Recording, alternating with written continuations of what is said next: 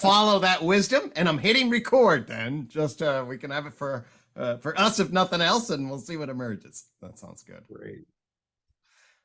Yeah, so let me start out by saying that of course, I came across your work through John Vervaeke, and I absolutely love the what was that episode called? The Elusive Eye. The Elusive Eye. Yeah. Yeah. I'm interested in the self. I've been practicing Buddhist meditation for decades, and a lot of my scholarship is on that. And so, of course, this issue about what the self is or is not comes up. And totally. Yeah, and I have a view that's similar, I think, to the three of you in the Elusive Eye, that there is such a thing as a self.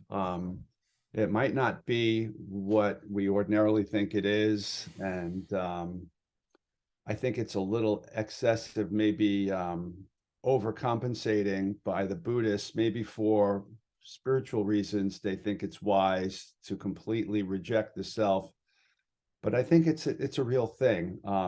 It's I just was at what was it? The Columbia Society for Comparative Philosophy at Monima Chadha and Sean Nichols. Sean Nichols is a pretty well-known philosopher of mind. Okay. Presenting on, what was the topic? The paradox. Well, it's a sort of paradox for Buddhists. The Buddhist monks and nuns take vows, right? Or the Bodhisattva vow. You don't even have to be a monk to take that vow, I guess, which is, I vow to like hang around until the last sentient being is free, but they don't believe in a self. So who is it that takes the vow, and how is there this what's the word, a diachronic commitment, across time? There's no same self. What does that mean? And they came up with a kind of model based on decision theory, that you don't really need self-reference to make choices and whatnot. And it was just interesting, this kind of work that analytic philosophers do. But yeah, I mean, obviously, maybe.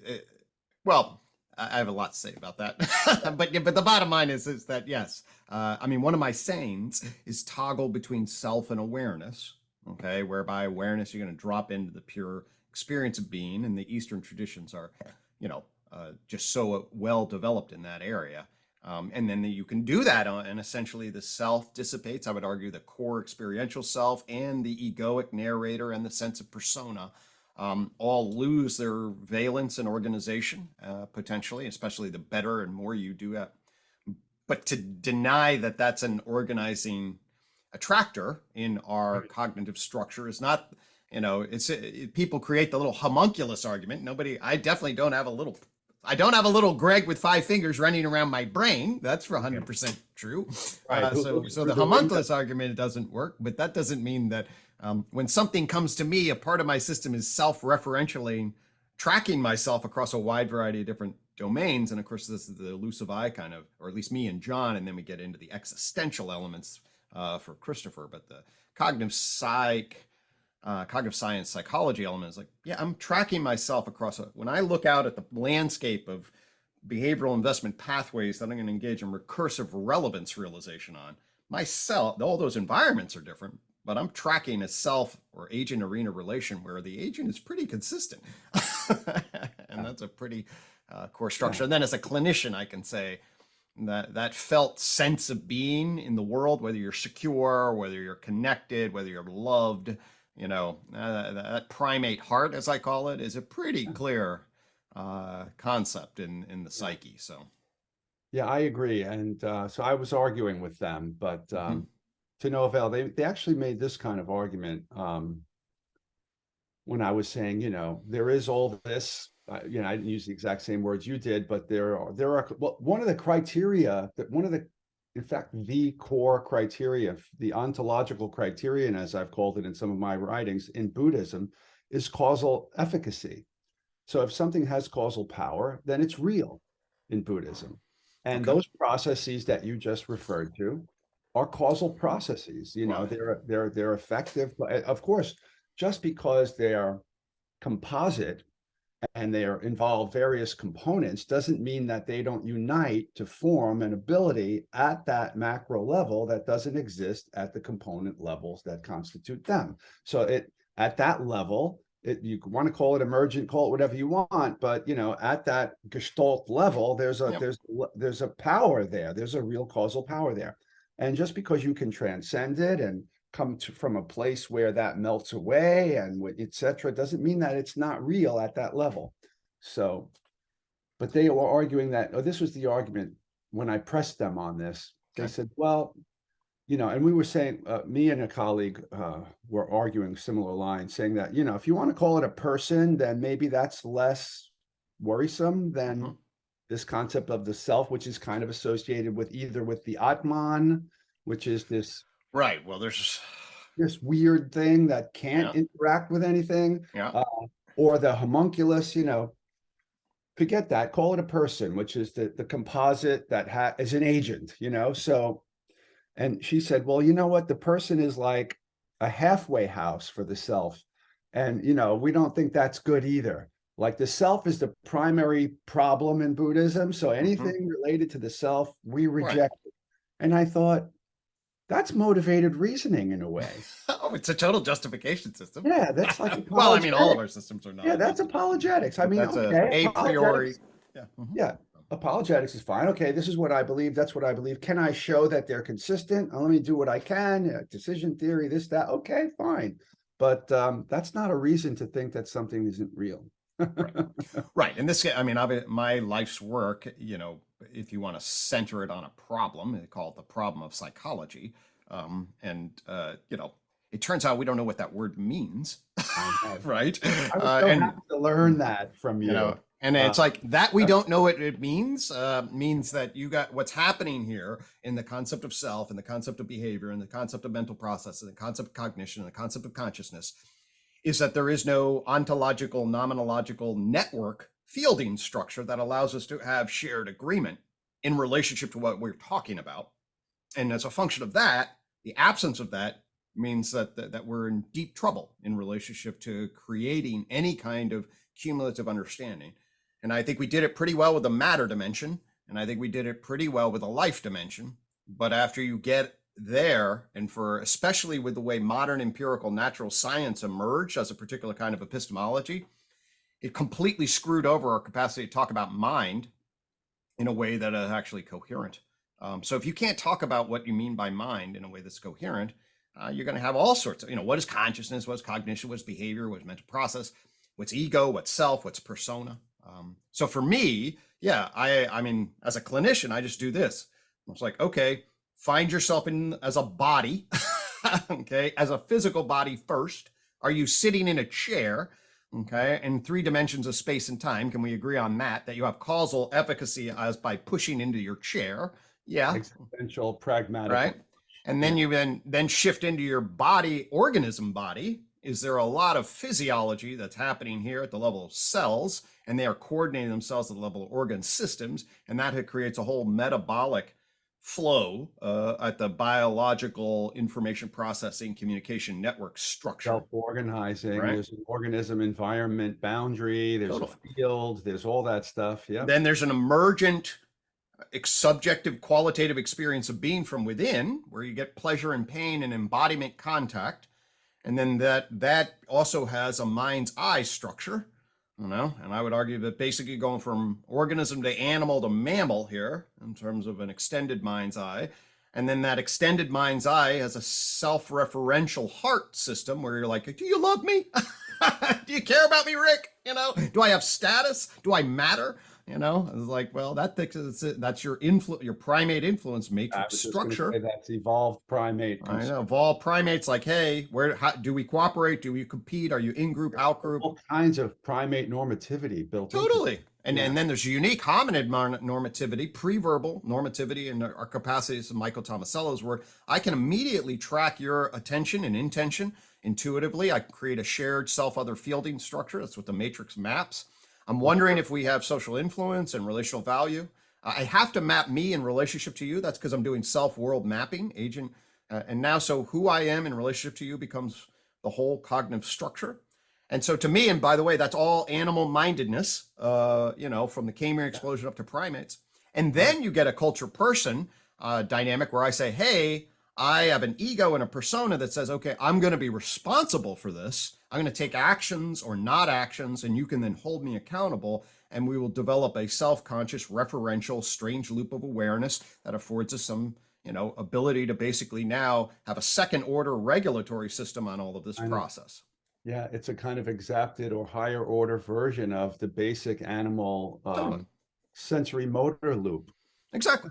The Exactly. simple sensory motor loop that allows you to enact and engage in the agent As a man, as an animal. That's called mindedness in the UTOK language. It's a minded structure. Science killed mindedness as a concept. Aristotle had it. The animal was a total level of psyche at the level, and it was a sensory motor looping. And then mindedness got so confused with Descartes and science and subject epistemological, ontological shit show, frankly, in relationship to trying to make sense out of it. The physicists and the philosophers and the psychologists all fucked it up. I mean, they basically fucked up the metaphysics. The history of ideas is really fascinating. You could trace out how that happened and everything, and now we can try to remedy that. And that's why I love your work. In my dissertation on free will, which was battling against a bunch of those folks that you just mentioned, think that, oh, well, determinism, no free will.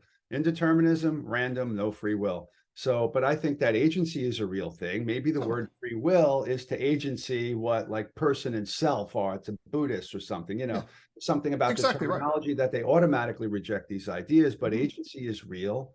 So my compatibilist position is there's self and egoic determinative structure. Right. I mean, the self plays a causal role and the ego plays a causal role in the unfolding wave of behavior. This, I can regulate, hey, am I going to talk to Rick? And then that's a justificatory regulatory. How am I going to talk to Rick? Okay. And I have control over that in a way that's fundamentally different than the way my gut is metabolizing last night's meal. So the causal dynamics are radically different. One of the things that I resonated with your phylogenetic causal model, because in my dissertation I came up with a construct that I compared with the geological column. I said, which is in a real column, but it's a way of measuring time and evolution and all this kind of stuff. So I said, there's a causal column, and it was pretty much your map. Physics, animality, mind, culture, and then at the highest level, this metacognitive loop, self-referential, autopoietic, autotelic, etc. looping that enables us to really pick and choose among our own volitions with, projections and all that kind of. This is something that's real. It's something that we do. And okay, so then the determinists, I still had to argue with those folks that, okay, if the Big Bang, then your choice. Right? Determinism imply, and I'm like, no, like on some level, there's certainly causal continuity, of course, but there's a different kind, and that's why I said at every level on the causal column, there's emergent new causal abilities that did not exist at the sub level. Right. And so agents are the kinds of beings that can really anticipate the future, weigh it against their values, cost, benefits, all sorts of things. And we can alter our own values. We can alter our own volitions. We are meta-causal beings is what I call us. Perfect. Yeah. So if you've seen the tree of knowledge, that's the four cones, obviously you're talking about. But the vision logic of the four cones shows the continuity dynamic, okay, and the discontinuity dynamic. It's both continuous causation at the one level, and there's discontinuous because there's emergent causation. And there's two kinds of at least kinds of emergent causation, and people miss this completely in terms of many. In fact, I'm in the midst of a conversation with all the big history people, with me and Tyler Volk, who wrote Quarks to Culture, are trying to lead a big history 2.0, where we're actually just trying to make sure that the vocabulary of emergence is up to the task of this complexity thing. And it's not currently. It's sort of like the problem of psychology. It was like time by complexity. and then emergence versus reductionism. And they throw out the terms, and everybody's got all these different pieces to it, but nobody's organized the pieces to see what the reference are and then make music out of all the little noise. And so that's one of the things I like to do. I'm a coherentist. But like in regards to if you just look at the tree of knowledge map, which by the way, I've shown it to a lot of determinists, and immediately they say, oh yeah, that's the map. That works.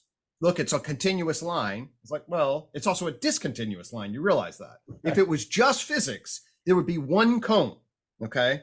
Your argument is that's one cone. I'm arguing that it's 4 cones. What are these cones?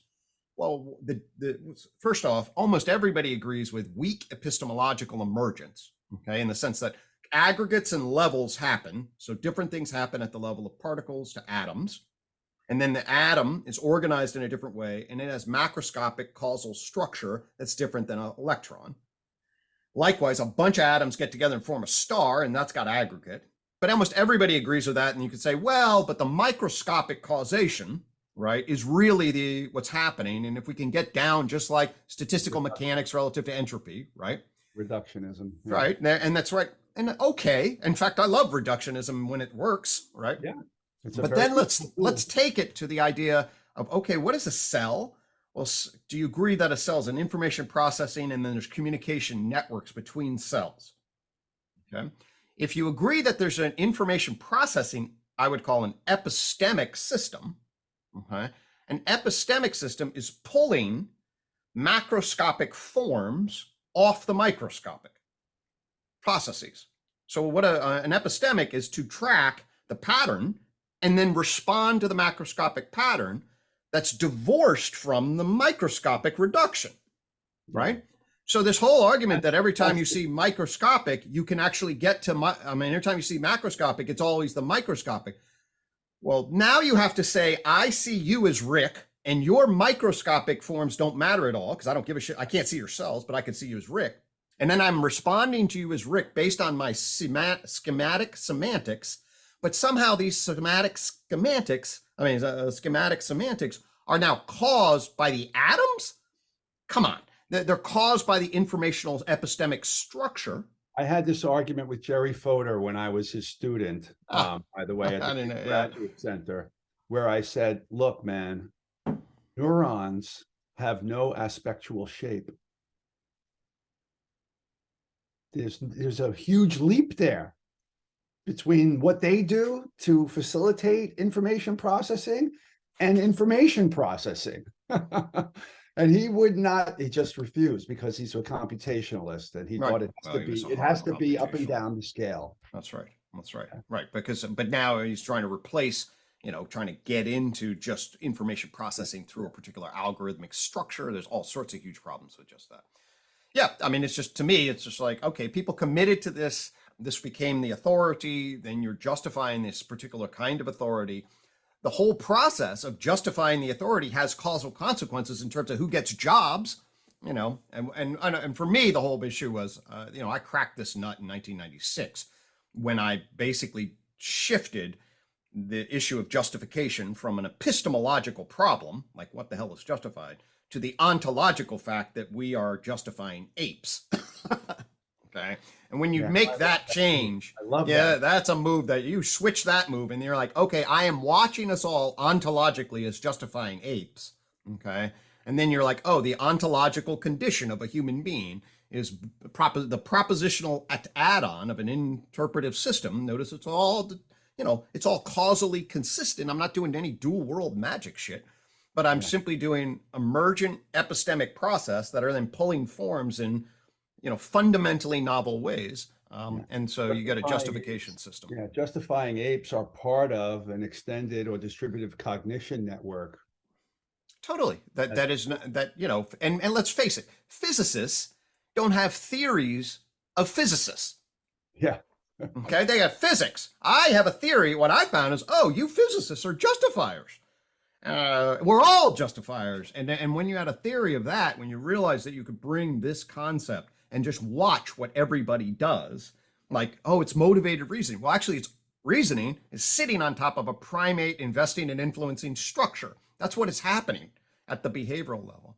And you also realize, as a psychologist, what I realized is this concept of behavior. So we pulled the concept of behavior, psychology did, through Watson. All right.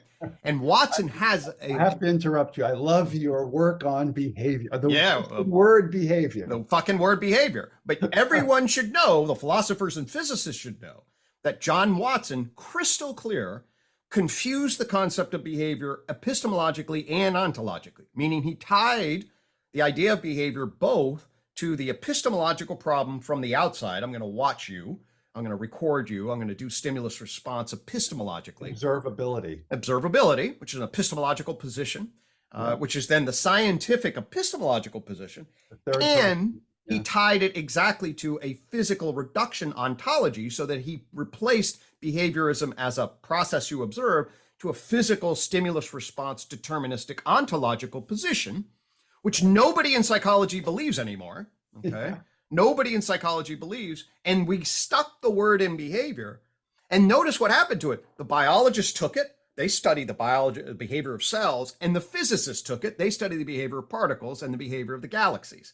They took that term. They never used to use that term, and then they took it.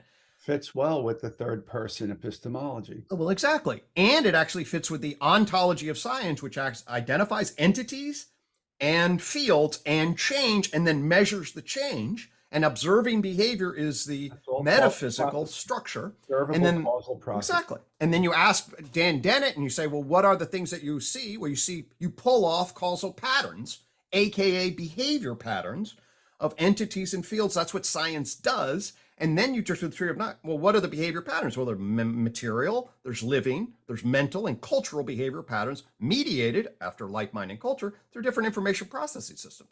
It's just that that's what we're watching here. And that's what this is. This is a culture, person, plane of existence, behavioral unfolding mediated through a novel digital structure. That's just empirically what it is.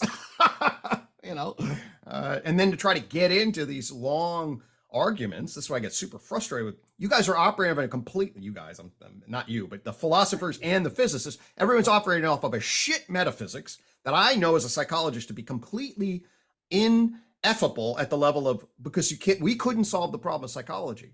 And if you can't solve the problem of psychology, it means your ontology is clearly inadequate to the task. If you can't tell me what you mean by psychology, and you were saying I'm a psychological being at some level, and that at some level you go from physics to chemistry to biology to psychology to social sciences. If you have that at all, and then I tell you there is no way to scientifically understand what this space is between biology and the social sciences, and then you're going to make claims about causation, you're dead in the water.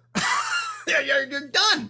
And so all of these debates are basically debates operating off a completely errant knowledge system, or just inadequate. This is not even up to the task of getting the basic variables correct. So it's a huge wheel spinning nightmare. Behind the scenes, I get all fired up. I guess I get fired up some with John, but it's like, Jesus.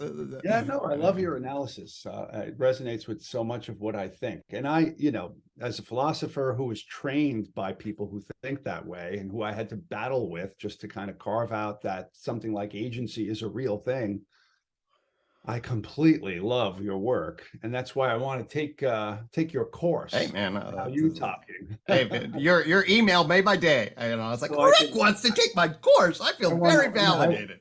Yeah, you know why? Because like I said in my email, I listen when I'm jogging, when I'm driving. I can't be looking at those nice little funnel diagrams of yours while I'm driving or running. So I need to devote some time to this. I really want to get this language down. So one question: did you get a picture of my history? Because my history is pretty important. Do you know my story in relationship to sort of how I came about?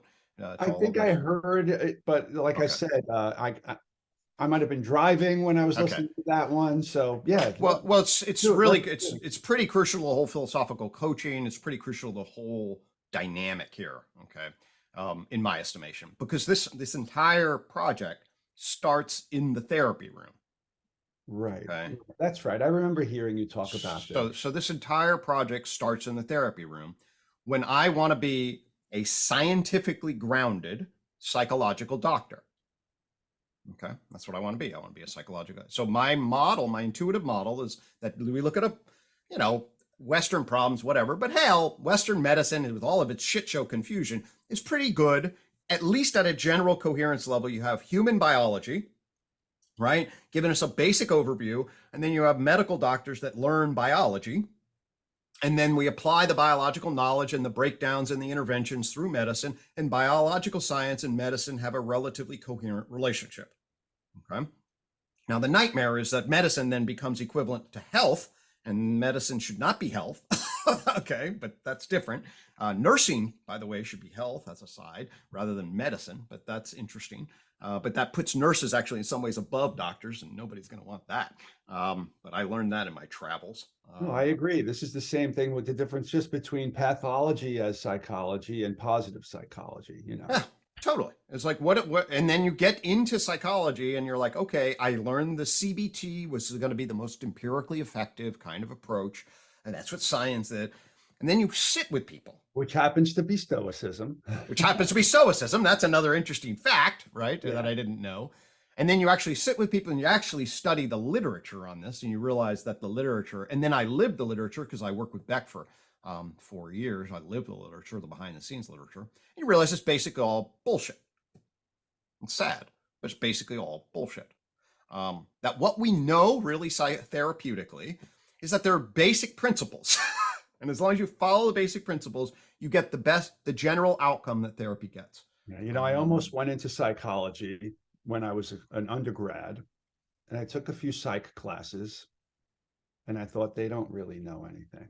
We didn't know anything. So I thought, well, philosophy, you know, at least I could think more clearly about how to figure shit out. That is so true. That is so true. I was naive to how much we didn't know. And then what happened when I got into the therapy room was that, oh, wait a minute. These studies are questionable. It's not that I need studies. It's like the doctor needs a map on the wall of all the organ systems. I need to understand what we're talking about when we use the word psychology, like your psychology. What do I mean by that? Okay. And then when a living human being in front of you who's looking to you for help. Totally. If you're a caring, compassionate, intellectually honest person, you're in a paradoxical position. It's an ethical dilemma, really. Totally, 100%, exactly.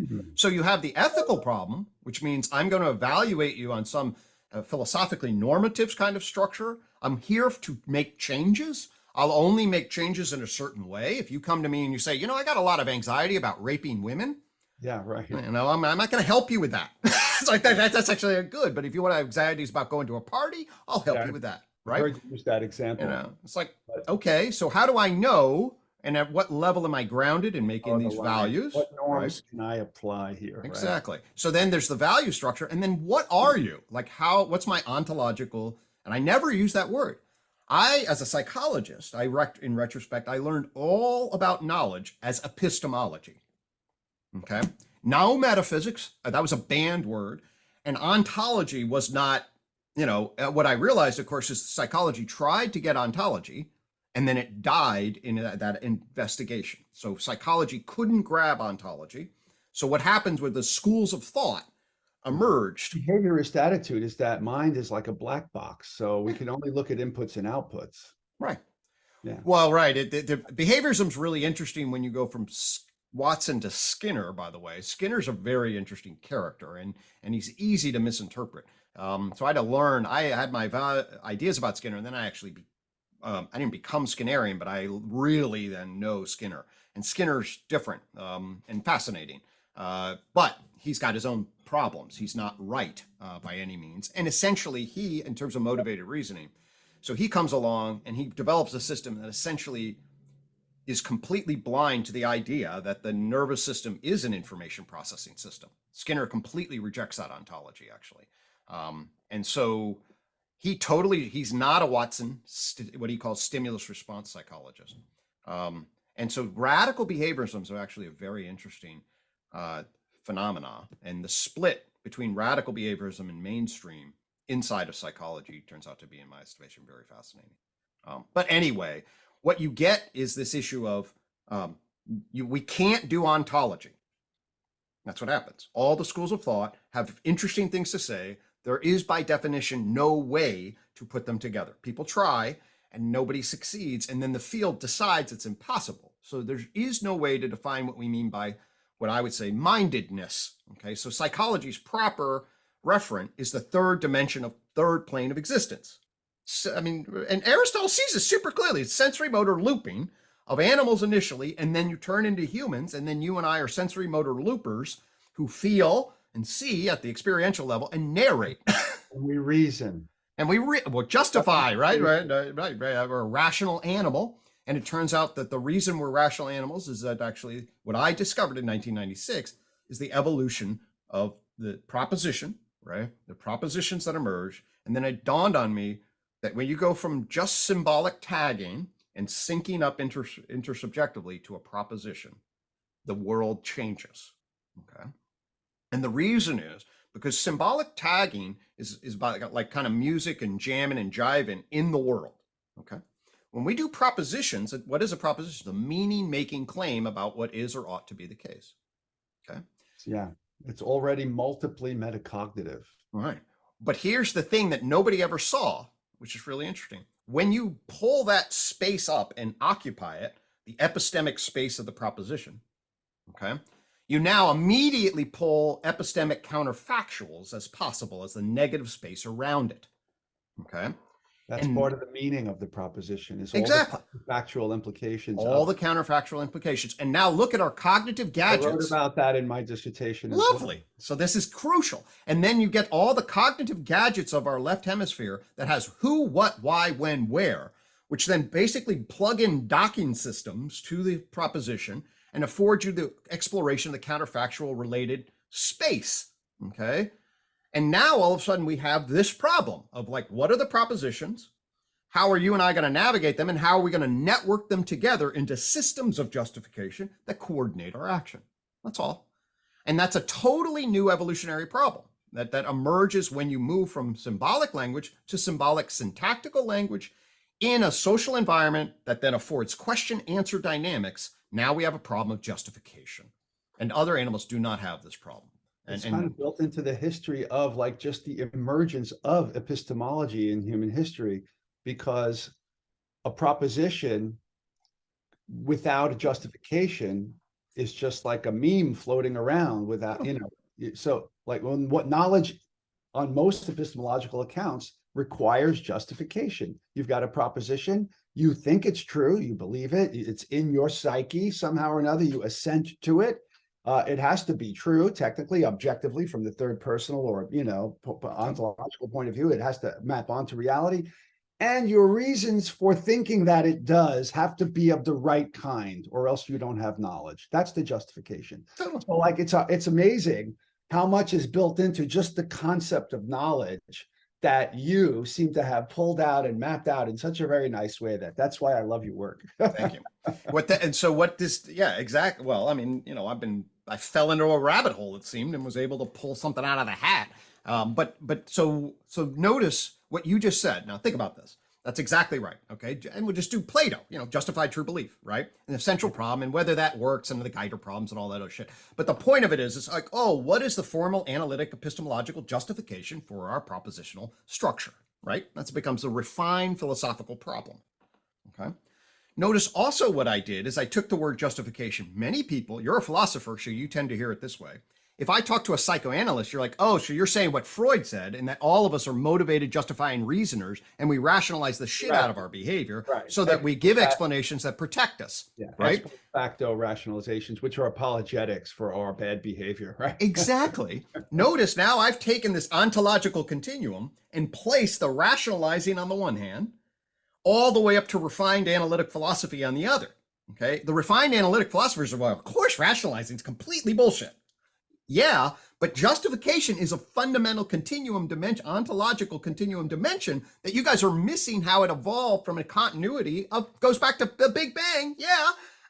And then it goes to life, and then it goes to animal mindedness, and then it goes to our primate line, and then our symbolic structure, and then our symbolic syntactical structure. And now here we are, nested in a system of justification that has path dependency around all of the histories of justification, and now is affording us a refined analysis of what is, transcendent justification, or whatever you would say. How the fuck do we get out of our subjective and social embeddedness And then can we, and what does that mean? And then you get all the postmodern versus modern debate and all that stuff.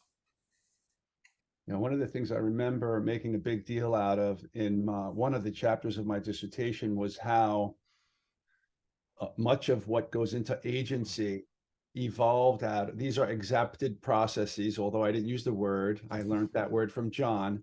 That's an important word. Modifications or evolution based on just at the rudimentary level, primate mimicry, right? This is a monkey see, monkey do, and this is kind of like this mind reading ability, Totally. Simulation ability, so like and that's that counterfactual network around propositions. So I intuit, I have mind reading capability, not in the telepathic, but in the psychological literature, like a theory of mind, I just what I should have said. And so, apes do this. They, like the bonobos. I love this story about this one, this kind of activity. I forget who wrote about it. I read it in one of Peter Singer's books on primate. It was a chapter on primate ethics, where like the alpha male has sexual access rights to all the females. And then there's a pecking order. There's the beta male and so on. And so suppose the beta male is copulating with one of the females, and the alpha male approaches within the visual range. The female, sensing the alpha male, will look that way, knowing that gaze following happens. So that's right. And then the alpha male will look that way, and she'll shove the beta male away from her, that he doesn't see that. That is so sophisticated, right? And that's outgrowth from like gaze following, all these little primate abilities. I thought, okay, free will. What do we do with free will? We anticipate, we do counterfactual reasoning, we make predictions, and so on, and then we just we select. Totally right, and we do it. There's a whole nonverbal architecture, so John and I can sync up, like what I call behavioral investment theory. Then I've heard you use this phrase a lot. I see it in your work, but I haven't learned. That's one of the things I want to learn about. So. Yeah, right. Well, behavioral investment theory basically merges all the work, the basic structure of the work in the nervous system, the basic structure and the work of what I call weak neurocognitive functionalism, to differentiate from the Fodor version. Okay, so weak neurocognitive functionalism basically says, yes, the nervous system is a kind of information processing.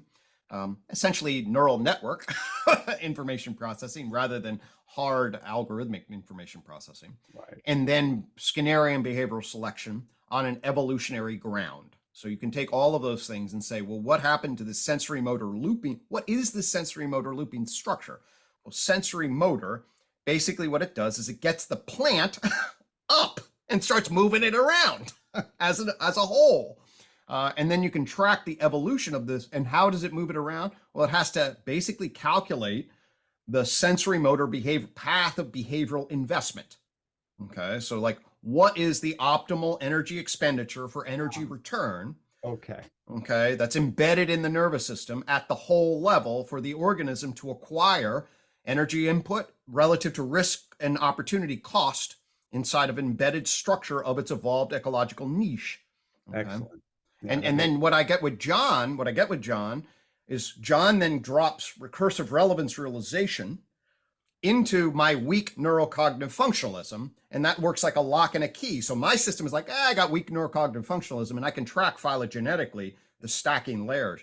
John will jumps in from human cognitive science, embedded 4E cognitive science, extracts from predictive processing down up into the whole phenomenology and ontonormativity of human consciousness. It says, hey, this recursive relevance realization across the stack affords us a network for cognition. Oh, by the way, I'm going to differentiate cognition as knowing versus cognition as information processing embedded in a 4E cognitive science model. And I'm like, my weak neurocognitive functionalism is just waiting for that key. That's when I first listened to John. I was like, holy fuck, I can now climb the whole structure of cognition through my layers, which are interesting and phylogenetically valuable. But what is the scale invariant multi-level modeling that's taking place across a fractal across these elements? I didn't have the answer to that. Now, with predictive processing connected to recursive, I knew about predictive processing, connected to recursive relevance realization. And then how we apply that to it, and that's why I love John. I was like, holy shit, I can now bridge over to synoptic integrative cognitive 4E cognitive science structure and sophisticatedly pull in details to my weak neurocognitive functionalism that then connects me to the real world of living. That's a beautiful and an amazing thing. And frankly, I'll say, I don't know that there's ever been any other real high level meta theories that have been synergistically woven together. Okay, you look at the history of meta theories, the whole schools of psychology never get woven together. They get blended eclectically. They never get woven together. That he and I could climb up these two different, psychology, cognitive science, get to a synoptic integrative position and have his key fit into my lock in that particular way and have that spring forth to be like, yeah, no, that's totally complementary and totally a coherent integrated structure now between two totally different systems that have a lot of breadth. That's amazing. It's like, oh my God. Yeah, that's excellent stuff. I'm glad the two of you found each other because Yeah.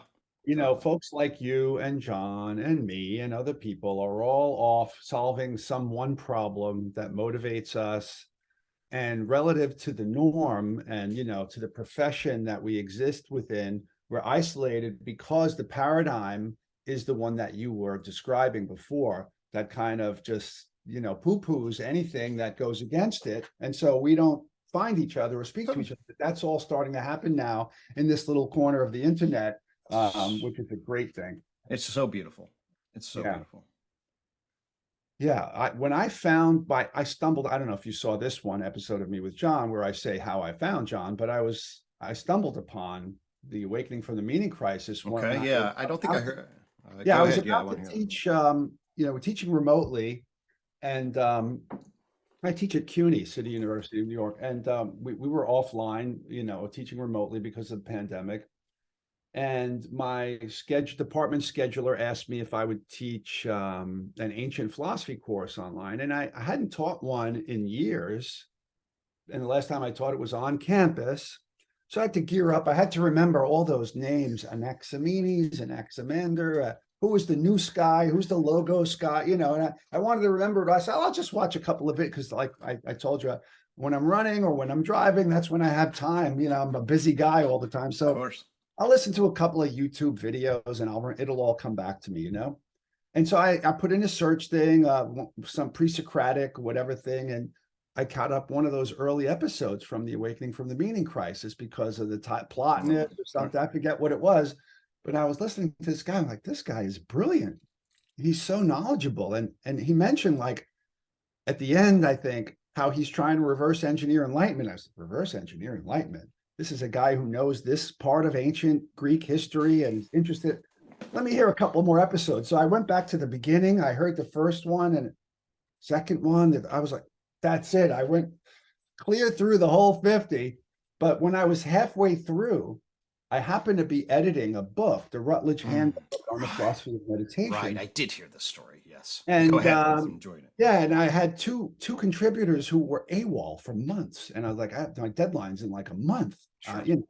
I need to get those things and written like and one of them was a like neuroscience kind of, and I was like, oh, I'm going to miss that. It was an important piece of the thing, and I was like,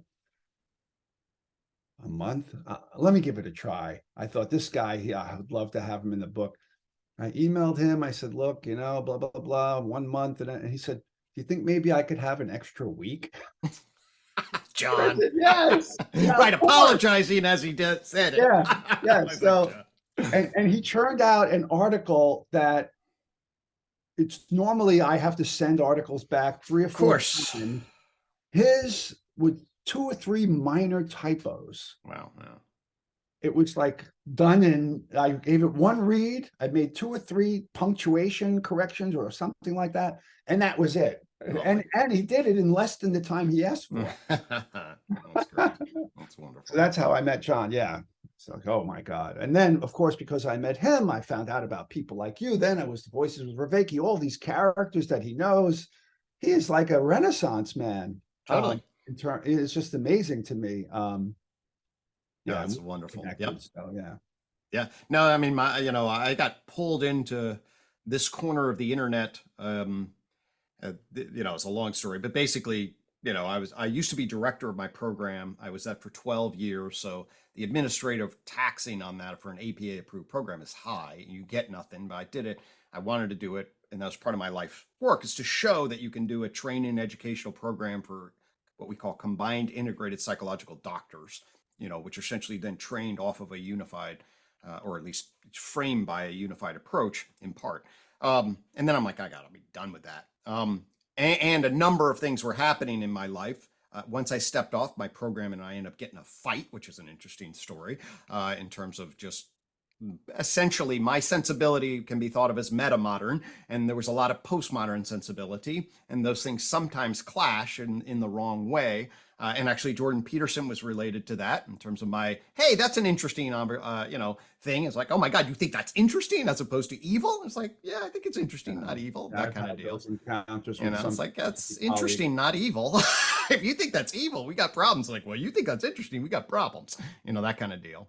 I had similar encounters with philosopher friends online when I thought, I shared a lecture of Jordan's that I thought was really interesting, and they were all like, "Yeah, as if it was a Nazi."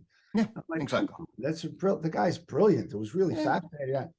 Oh, he's a fraud. He's a this. He's a Huh. that. And like, no, no, no, no. And that was Right, a right. I mean that. Right. I'm way on the left side of the equation. But it's sort of like, this is interesting. It's very important to have these dialogues. It's exactly the kind of conversation we need to be having, even as I disagree with.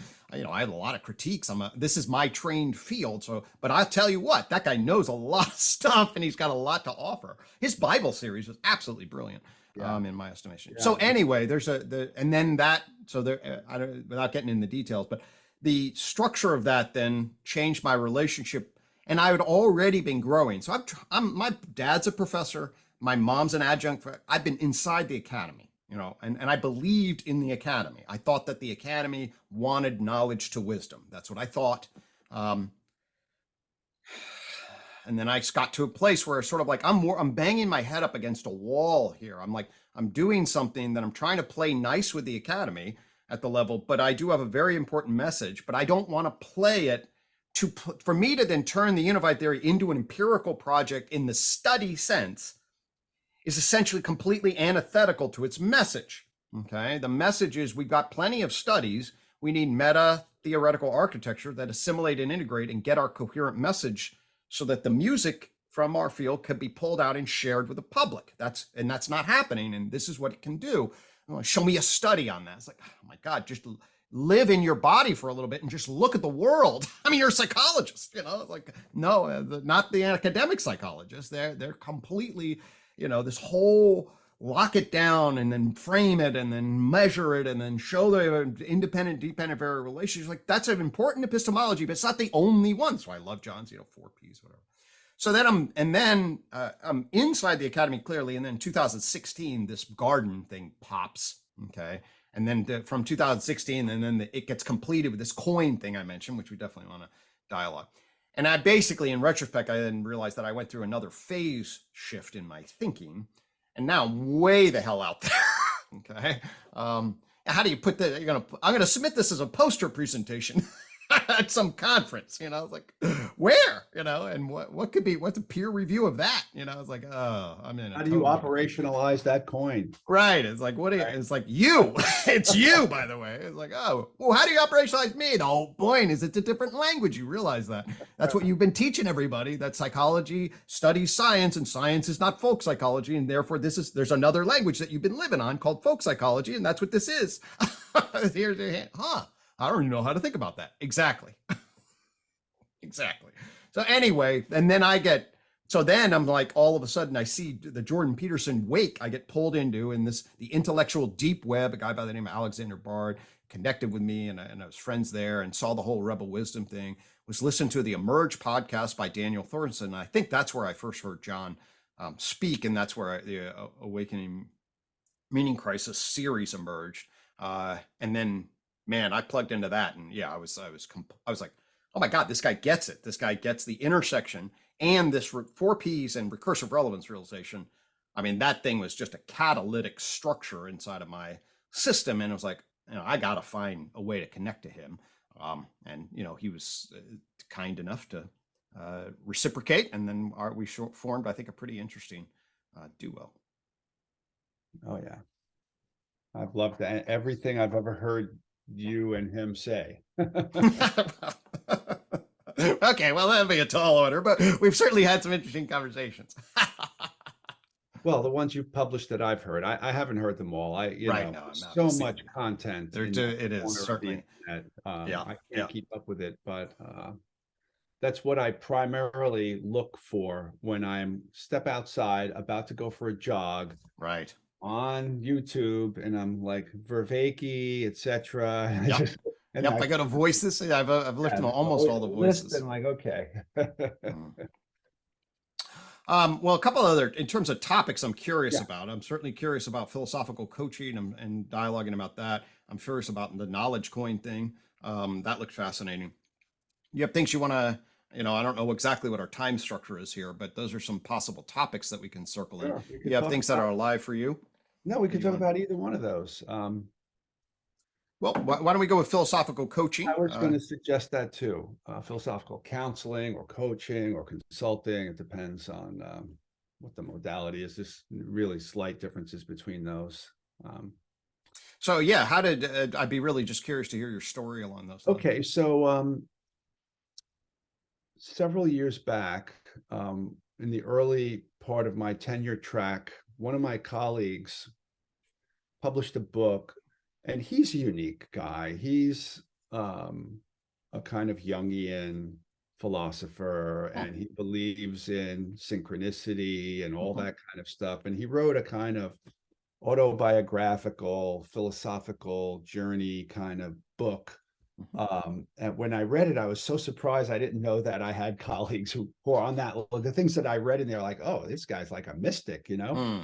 And so I was like, I had a conversation with him about it. And, he seemed to mention some things in the book that I didn't know about. He was a little to my senior, and I was a junior faculty member. And I asked him for some recommendations. Mhm. You seem to know some interesting things that I didn't know even exist in philosophy or Sure. whatever. And he recommended Plato, Not Prozac.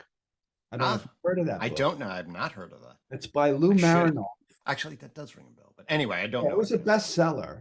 It's Yeah. been translated into dozens of languages. But it was in the 90s, early to mid 90s. I forget the exact year Okay. that the book was published. Yep.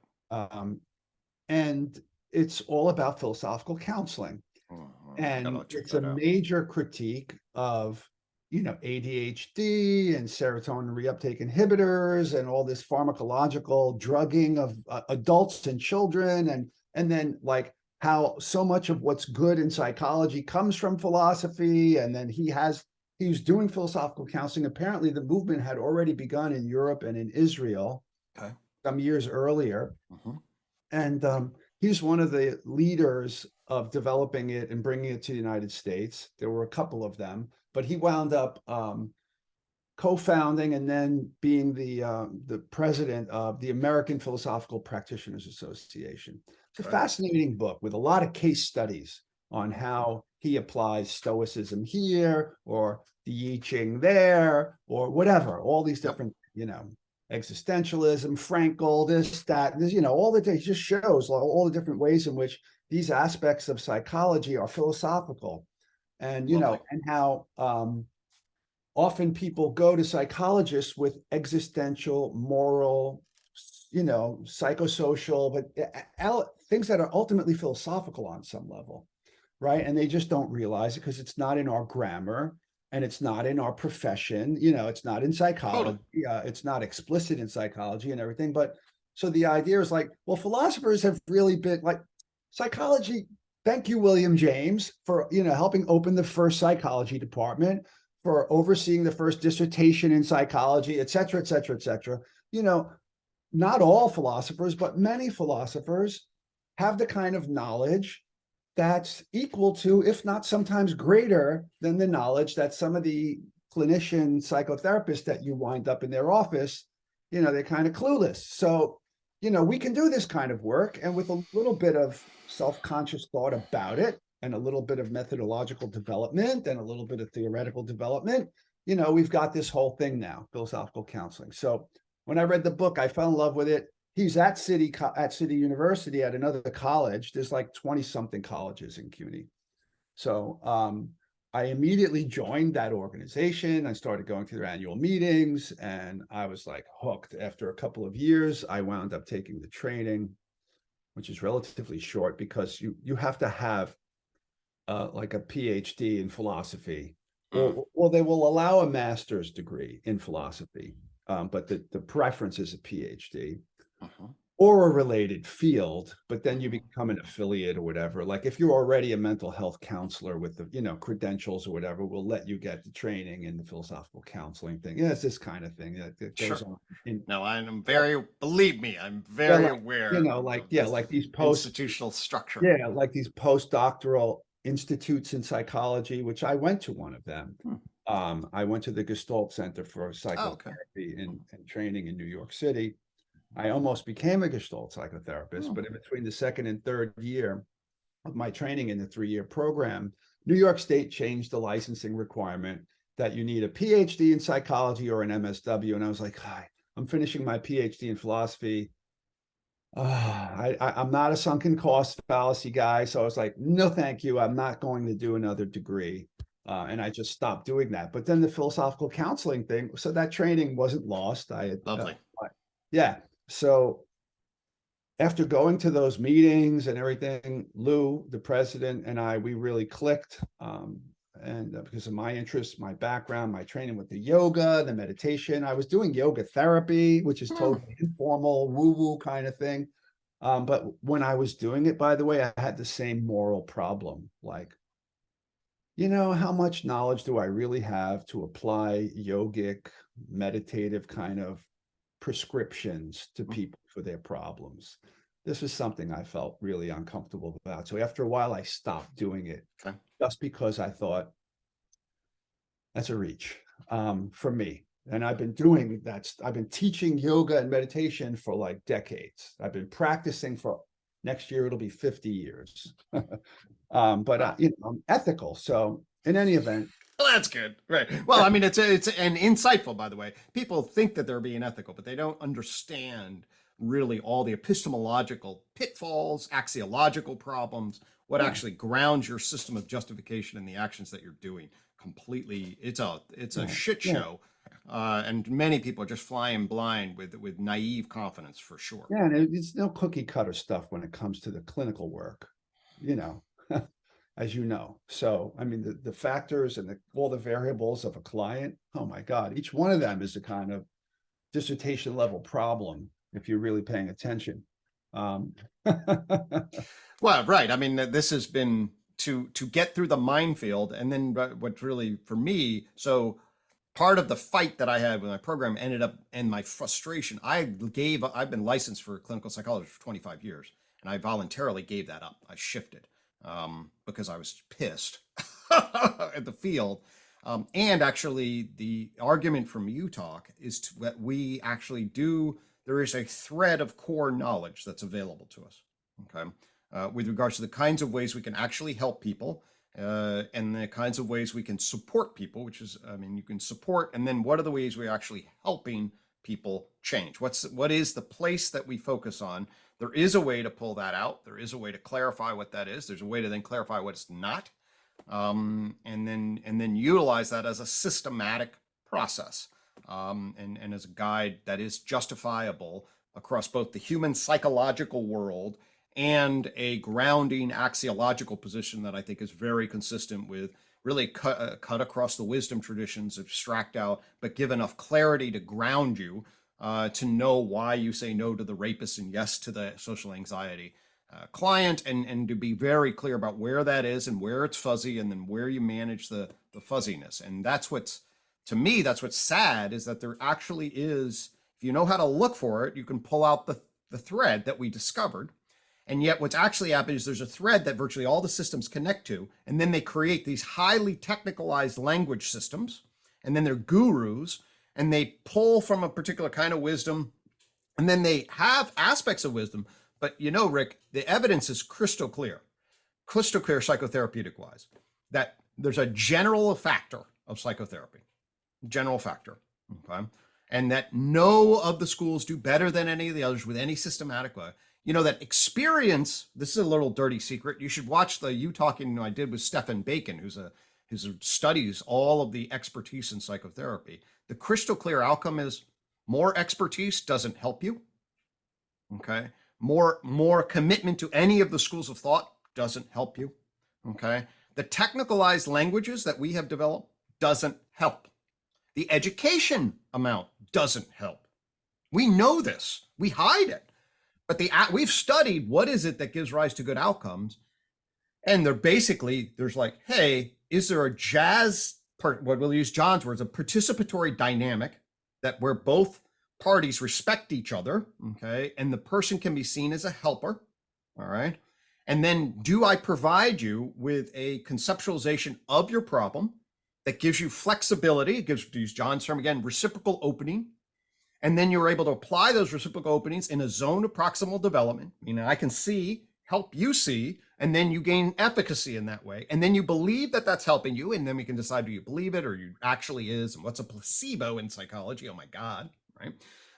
But then you say, okay, and then if that works, that outcome, it's called outcome-informed psychotherapy. There's some people that make this, and it's a pretty strong case. That's the process. And the technicalized languages, you know, basically fit on some problems, some better, so that it helps you with some particular kinds of issues. But in terms of the general overall package, it's not there. And then unified theory, UTOK comes along and says, oh, what's operative? Okay. And then it pulls out what is operative at the level of relation and what is operative at the level of adaptive process. And then it tells you exactly the core of what psychotherapy is about the treating the internalizing conditions, in essence. So the internalizing, that's depression, it's anxiety, it's low self-esteem, it's defensiveness and interpersonal conflict, and the ways in which the internalized positions, which are about 60 to 80% of what bring people in, so it's not a small amount. Introjections. Yeah, all right, it's a critical other, often sitting on a neurotic temperament, okay, that then is traumatized and vulnerable, and then gets an internalized critic and a defensive interpersonal stance in the world, waiting for bad shit to happen. And then when it does, they have a neurotic character adaptation, and then that traps them in relation, and they have no idea. And then the therapist comes in and then forms a relationship and gives them some love, makes them feel safe, and then depending on their language, gives them some narrative as to what's happened, how to understand it, and how to be different in relation. That's the basic process. And unified theory gives you the character mapping and the development and tells you what well-being is. That's the three other, and then finally gives you the tool. It's called COMMO. It's an integrative approach to psychological mindfulness, which, by the way, complements meditation, but different. So unlike the Eastern tradition, with like get into pure awareness, the psychotherapists tell me what the self system is, okay, how it sits with your body, how it sits with your ego, and how you manage your persona. These are the big domains, right? So like, how do you manage yourself in the world? How do you talk to yourself and make sense out of the world propositionally? And how do you feel in the world relationally and about yourself? That's it. Well, it's pretty basic. Very clear. I love that.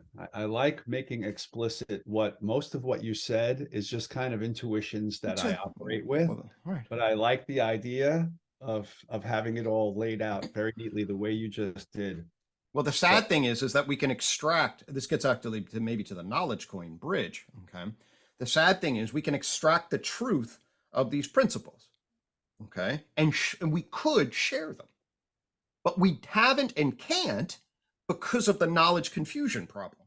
So that because the psychoanalysts are over there doing something, the cognitivists are over here doing, the behaviorists and the humanists and the systems theories and psychiatry, and everybody's doing their language system, the refined languages actually pollute the structure. And because folk psychology isn't up to the task, you can't just take what's called common factors.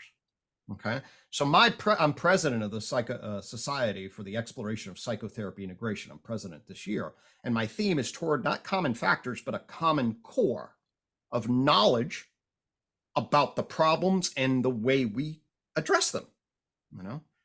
And the dangerous thing, by the way, like psychiatry, I used to bitch on psychiatry with good justification, but now I bitch on my field. We shouldn't be cloistering this basic knowledge because it's human knowledge about relating to feelings, relating to each other, relating to philosophical belief systems about how we want to be in the world. It's really great medicine. It's folk psychological medicine that people Totally. can understand and internalize and externalize. Yeah. And it And should be in our families, it should be in the schools, it should be in our workplaces, okay? Not in the fact that we're now basically, we have a mental health crisis, we have a meaning in mental health crisis. And now what we're doing is we need more therapists. We need to send all these neurotic kids to get the love and care, find a professional relationship behind confidential doors. And what's now going to happen? I'm very worried that what we do is we afford them the right kind of relationship. So they now taste it, and then we send them out into the world. And then, like, why aren't I getting this kind of relationship in the world? And it's like, well, no, the problem is the society. If 1/3 to a half of our children are suffering from some kind of mental disorder, which is the argument, we've effed this up at a societal level. This is not a more therapists in the therapy room problem. We're creating a sick generation. And if we just grab more therapists, we're basically almost as bad as the Prozac problem. To treat this as a professional individual problem is a deeply misguided element, in my estimation. The philosophy of this is that collectively we have to come together and see what the sickness is in our society. Martin Luther King said, hey, give us a good word, maladjustment. There's some things we should be maladjusted to. We better, if this whole generation is maladjusted, we better be asking why and thinking seriously about where the sickness might be. And it isn't in more refined studies in the therapy room. We actually know that the entire institution actually is deluding itself that it needs more studies and more training. They already found that you get a general impact and then everything dissipates. They already found that this isn't going to work. It's amazing. those are just unconscious institutional systems running off until somebody stops them. Right. I remember when I told the program director at the CUNY Grad Center that I was starting Gestalt training, and because I was going through a divorce actually at the time, and one of my friends who got her PhD in philosophy became a Gestalt psychotherapist. That's what drew me to Gestalt. That and Ram Dass was one of my teachers. Okay. I'm here to he was into Gestalt. So, but like that's how I got into it. When I remember telling him, yeah, I'm getting my act together, things are improving. I had like block on my dissertation. I'm writing again this time. And I mentioned the Gestalt psychotherapy to me. It was John Greenwood. I don't know if you've ever read any of his stuff, because he's written about philosophy of the social sciences, philosophy of psychology and everything. He told me about those, what you just said. Oh, there's no real difference. Studies have shown, he was poo-pooing psychology in general. And I thought, yeah, perhaps, but I'm still finding it very useful for my own growth. Right. Yeah. Right. And that's the whole matching process. There is a matching process. Where are you? What is your available, zone of proximal development? What is the right, and if you have the right map of the systems of human adaptation and how to understand people's development, then I believe you can fine tune the proper element with a lot more specificity. Whether you can get better outcomes is an open question. So many people have tried to do better outcomes and have failed. I'm like, I don't know. But what you can do is you can pull out what are the general principles and then disseminate them, because we know what they are. But we hide them, and we can't disseminate them generally because of our language problem. So do they come through the cognitive CBT, or do they come through psychodynamic, or they come through Gestalt or humanistic existential? I mean, the language problem, you can't get a generalized statement because we lack generalized knowledge or language. And that's a nightmare. Yeah, and the culture wars make it almost impossible to try to come up with some kind of remedy that everybody can, Well, right. And there's that whole other, that's a whole nother can of worms in relation. Yeah, maybe that's what leads into this issue about the point of knowledge coin. I'm super curious about that. Yeah, so it's an attempt, like one of the main motives behind it's basically a friend of mine who's an IT guy. He's really brilliant. I've done some work for him on the side because he likes philosophy. He's an amateur philosopher, let's just say, amateur in the good sense. Like right. Benjamin Lee Whorf. I don't know if you remember that name. He was an amateur linguist. Okay. Yeah, well, it's a pair of Whorf. Yeah. Yeah.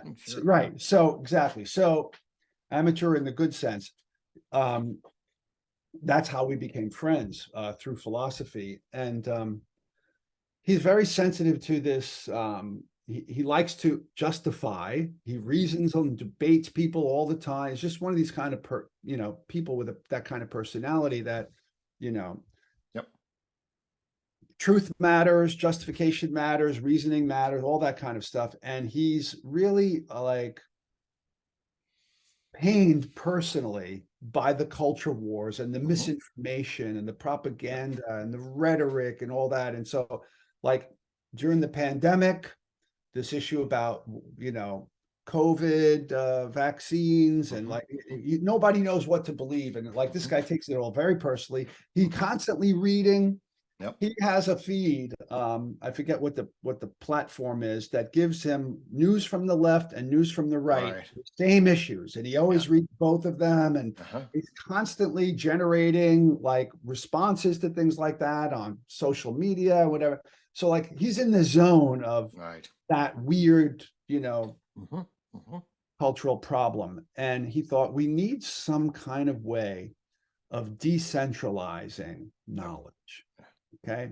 And he's a crypto guy. He has some crypto. He knows he's an IT architect. So he's really brilliant. And so he's like been trying to figure out how could we create some kind of platform or system where the mechanisms guarantee that it's a kind of competitive, like science. We want to replicate something like the scientific method in the algorithms, in the decentralized, use the blockchain because the blockchain can't be changed.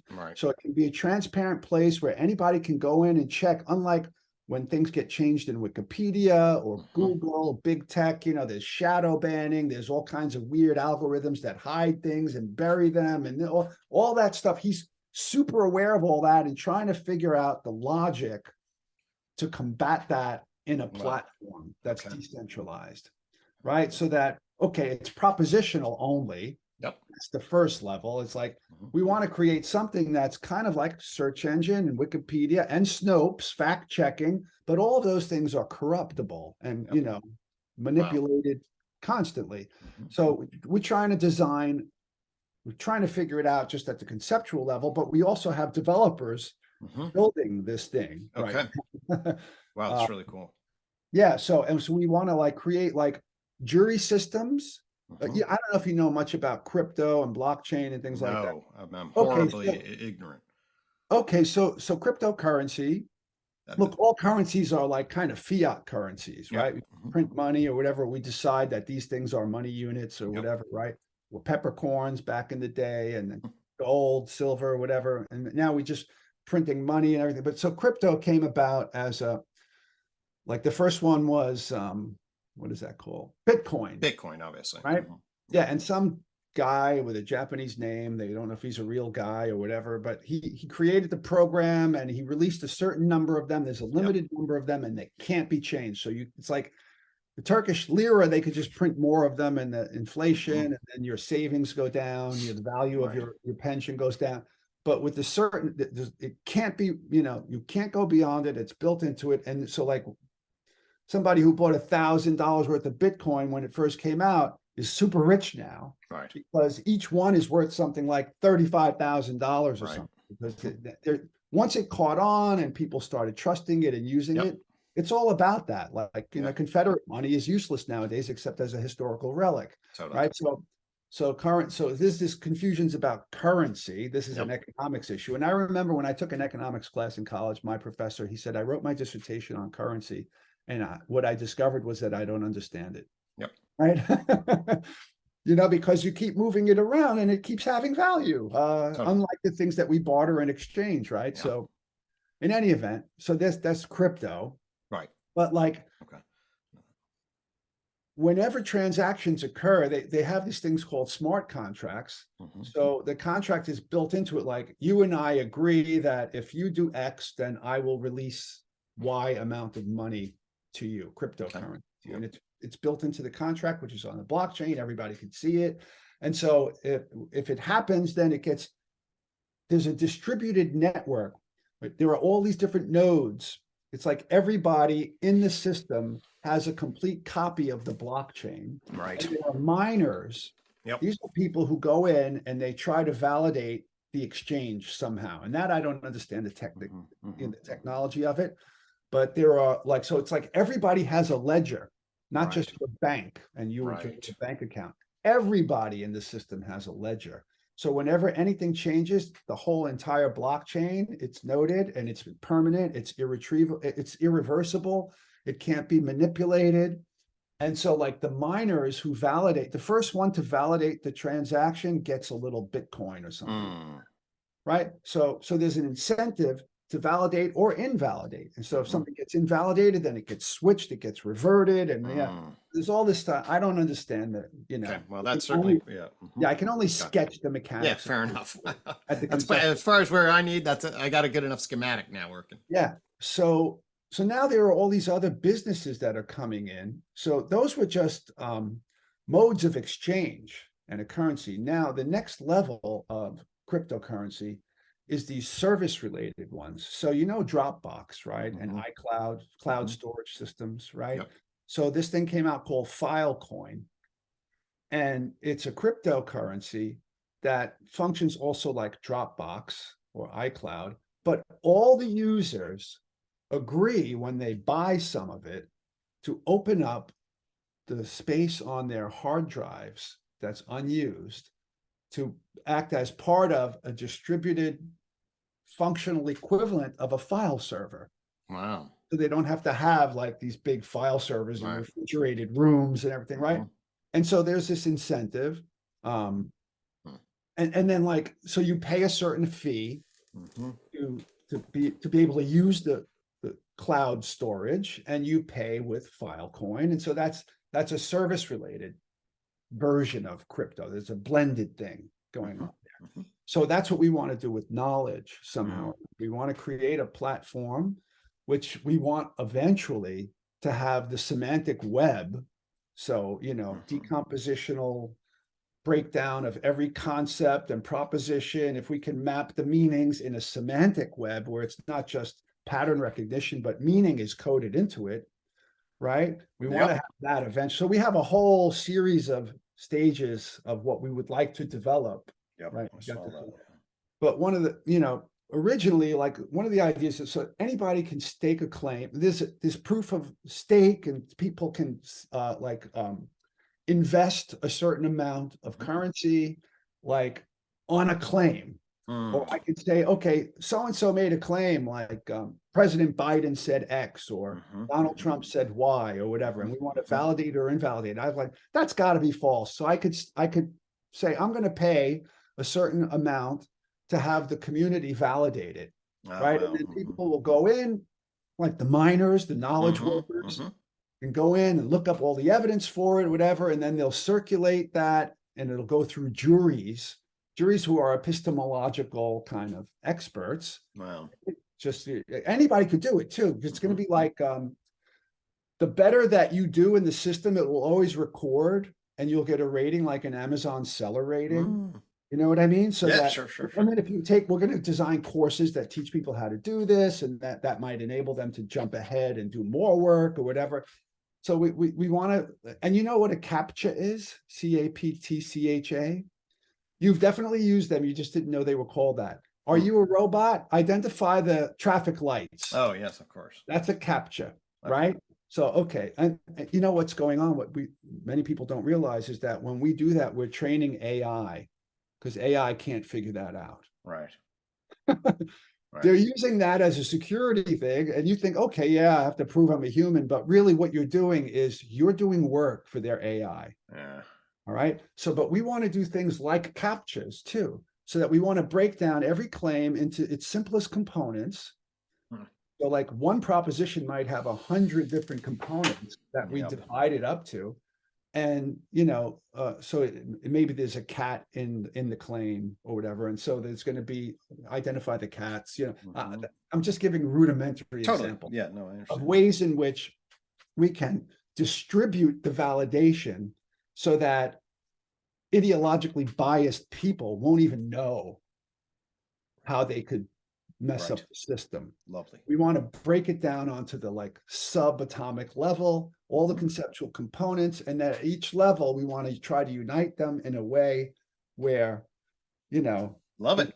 Yeah. So we want to build this kind of knowledge system. And Yeah. then we're going to give people, we have like Venn diagrams for every claim, every word. Like we have a Twitter client, we call it, which is we're starting it with Twitter, but we're going to do it with Facebook and other things where you can open up your Twitter feed Mhm. and open up our client, our Knowledge Coin app, Mhm. and just like it'll feed right into our app. We've already Hmm. got this happening. It's in Wow. development Okay. where you could say, okay, highlight this word, highlight that word, and what does that person normally mean by it? And what do I mean by it? And Venn Wow. diagram will come up. So human, XY chromosome, man, uh, above 18 and above, right? And it'll be Venn diagram, right? Wow. This kind of thing. And so that we could say, okay, they're using the term differently than I am. And we could, there's all Holy kinds shit. of Yeah. apps that we're going to have in there. And then so like when like politicians are speaking out of this side of their mouth on Monday and that side of their mouth on Tuesday in two different states because that and we're going to pull it up and we're going to give them an intellectual clarity score, like a Rotten Tomato score, and we're going to show how they contradicted themselves, like all this kind of stuff. These are just some of the things that Wow. that we're working on. And when I told John about this, Mhm. actually, the only reason I mentioned it to John was we were having one of those behind the scenes planning things that led to that Vermont Mhm. thing when he did, Oh, right, right. The responders thing. yeah, well, we were talking about how do we move this community of communities thing forward and everything. I've had a couple of conversations with him, and him and Bonita Roy and um, what's his name, Vanderpool, Nathan. Nathan Mhm. is the guy, Nathan the Vanderpool. guy who helps him organize a lot of these Yep. things. I think it was just the four of us. And they were saying, John was saying, and Bonita was saying, well, we've got all this knowledge and we need the younger folks coming in who are loving our stuff and following it and learning it. We need them to we need them to be creating this knowledge somehow or another. And, Yep. printing it and organizing it and studying it and building it up. We Yep. need some kind of system that they're all doing it on a volunteer, but like on the Discord server, they're Mm. creating glossaries of John's terms and all these Mhm. kind of, but there's nobody rewarding them. We need to Right. incentivize them. And I said, well, me and my partner are building a program that could incentivize knowledge Right. creators and knowledge validators. And he was Wow. like, "Oh my God, that's Right. great." But I haven't talked to him about it since. Wow. Yeah. So That's fascinating knowledge and coin. Yeah. Are brilliant. we? Are we? We started at 9:30. It's almost an hour and a half. Are you? I saw. Did you just look at the clock? Do you need to go? No, I don't need to Oh, go. okay. I'm good. Yeah. I don't want to. I wanted this to be available because I wanted to talk to you, so I carved out some time.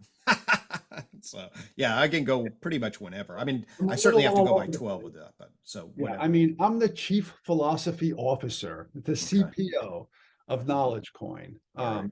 And the main guy, his name is Mark. He's worked for the Department of Defense. He's designed all sorts of AIs that fly planes, you Okay. name it. So he knows how to do this stuff, but he can only do so much himself. So we're Of course. hiring developers and whatnot. And Right. Well, I mean, this is definitely this opens up a huge conversation potentially, which is really fascinating. This was as soon as I saw it. I mean, obviously, my system's called UTOK, the Unified Theory of Knowledge. yeah, And what I think that happened to me is that I stumbled into a very important set of problems that philosophy, psychology had overlooked or couldn't figure out how to resolve, and then inverted them. And then when I inverted them, what was, deemed to be inaccessible to a coherent formulation becomes accessible to a coherent formulation. And then when you knock the dominoes down in a particular way, the inversion opens and you get the beginning of a genuinely coherent knowledge system. So the people, oh, unified like theory of knowledge, you've like solved all the knowledge. No, actually, we're going from being completely clueless to having a clue now. And we are then in a place to actually start to generate a cumulative knowledge structure. That's essentially what I'm really arguing is that, and it's pretty simple. It basically says that science has revealed a particular kind of architecture taxonomy in the universe that starts at an energy information implicate order singularity, and I can explain what I mean by that. And out of that comes matter, which are entities on fields that have histories that are specifiable. And out of that comes life, and out of that comes minded animals, and out of that comes cultured persons, whereby life, mind, and culture represent new realms or planes of emergence as a function of novel information processing communication networks, which give rise to new epistemic processes. And those new epistemic processes are actually novel causal properties that we've overlooked in relation, because physics doesn't have a theory of epistemic causation. It's just a theory of ontic causation. And then the idea of that we've convinced ourselves, how do you do that? And it's like, well, actually, we're now ready to know how to do that, and how to specify the evolution continuity from past to present, and at the same time, how emergent processes actually do give rise to novel causal structures in a way that is continuous with the past, but discontinuous in terms of causal process, and not in a magic way, simply in a way building off the past. And then when you do that, you actually are then in a position to organize all the physics and then the special sciences, and place then math in relation to physics, and philosophy in relationship to math. And then you create the entire architecture, the onto-epistemological architecture of our propositional systems that are then mapping the ontic epistemic processes that the task of science is to generate. And we never had that coherent looping system. If we did, that's what we would be taught. Okay. And it turns out the biggest break is actually we can trace the evolution some, but we get to this mind problem, and the mind problem is all broken. And because we didn't understand how to get minded animals, and we don't understand subjective consciousness, and we don't understand how animals turn into reasoning humans, and we don't understand the relationship between science as a knowing system and science as an ontology, and we can't put all of that together with physics as a physical causation system. And it's like, well, actually, you can. And you can do it very conservatively. I mean, we're not talking about, there's no magic here. It's just a matter of getting the conservative building blocks of knowing from quantum field theory, general relativity, Newtonian mechanics, other kinds of, matter physics. But anyway, and then you get into chemistry, and then you get into biology, and we can extract all the known structures and place the known structures together like Lego blocks to build a coherent picture.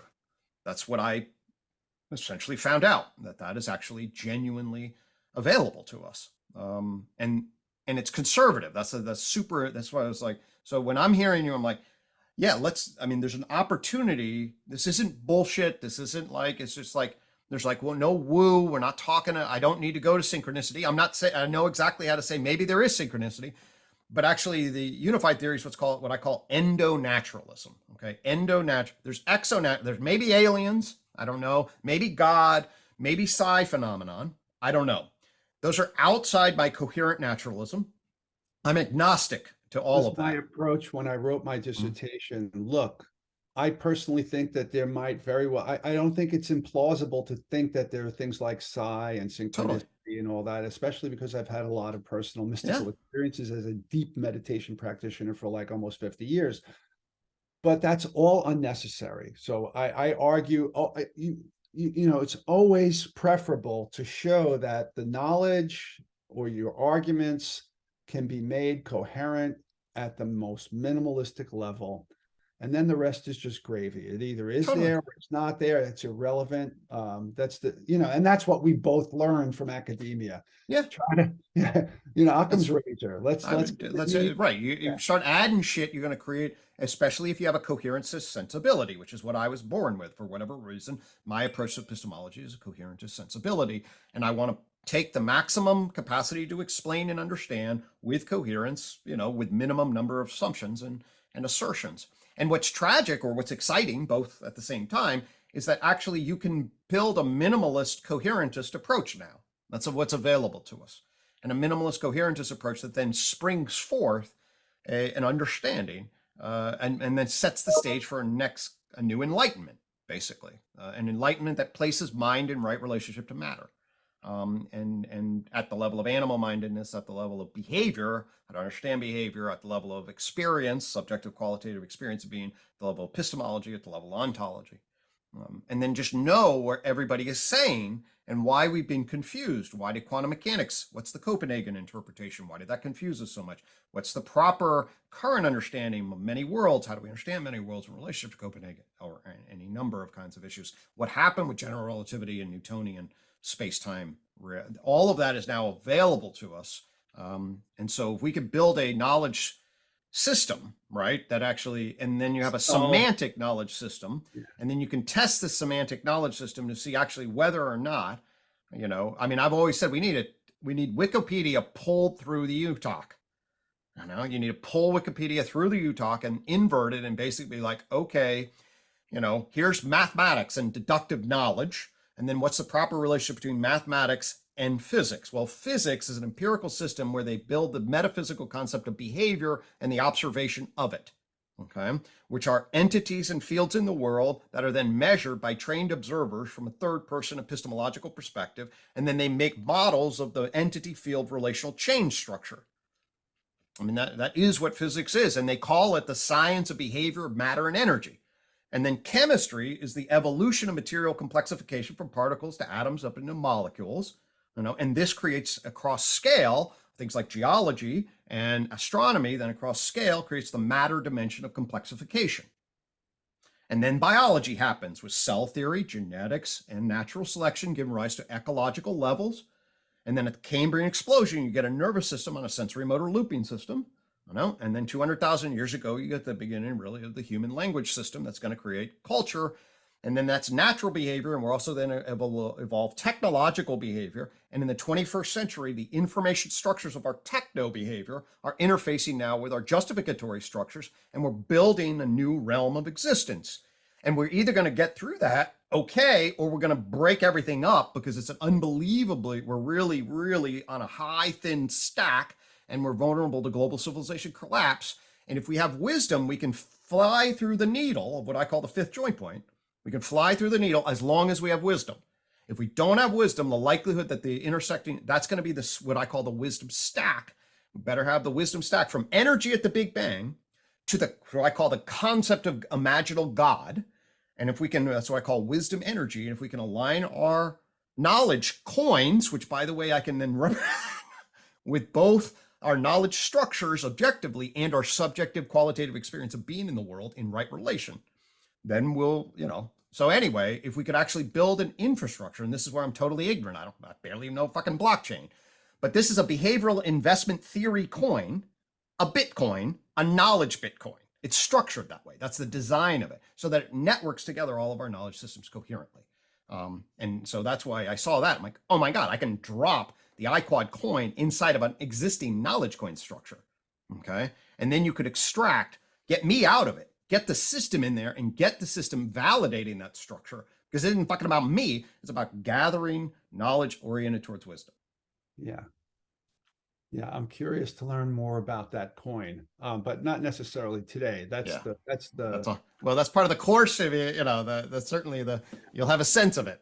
Yeah, no, but I love the idea that it's a kind of talisman that represents the summary of almost the entire tree of knowledge system, right? Right. Well, so it's all represented in the symbology of this coin. Is that well? What kind of? So here's the way. So the unified theory of knowledge basically says justification system evolves, okay? And then there are different kinds of epistemologies, all right? Science emerges as a particular kind of third-person epistemology that then generates knowledge at the public justificatory level, which is different than first-person perspectival knowledge and qualitative knowledge.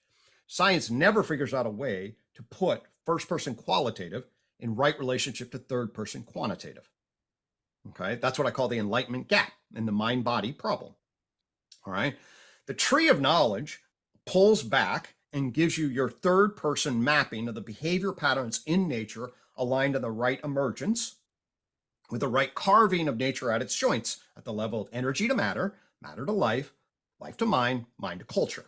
And then there are joints, to use the Platonic structure. I'm going to carve nature at its joints. And science should have a descriptive metaphysical system. That's what the tree of knowledge is. It's a descriptive metaphysical system for scientific knowledge, the ontoepistemology of science as it maps the ontic epistemic evolution.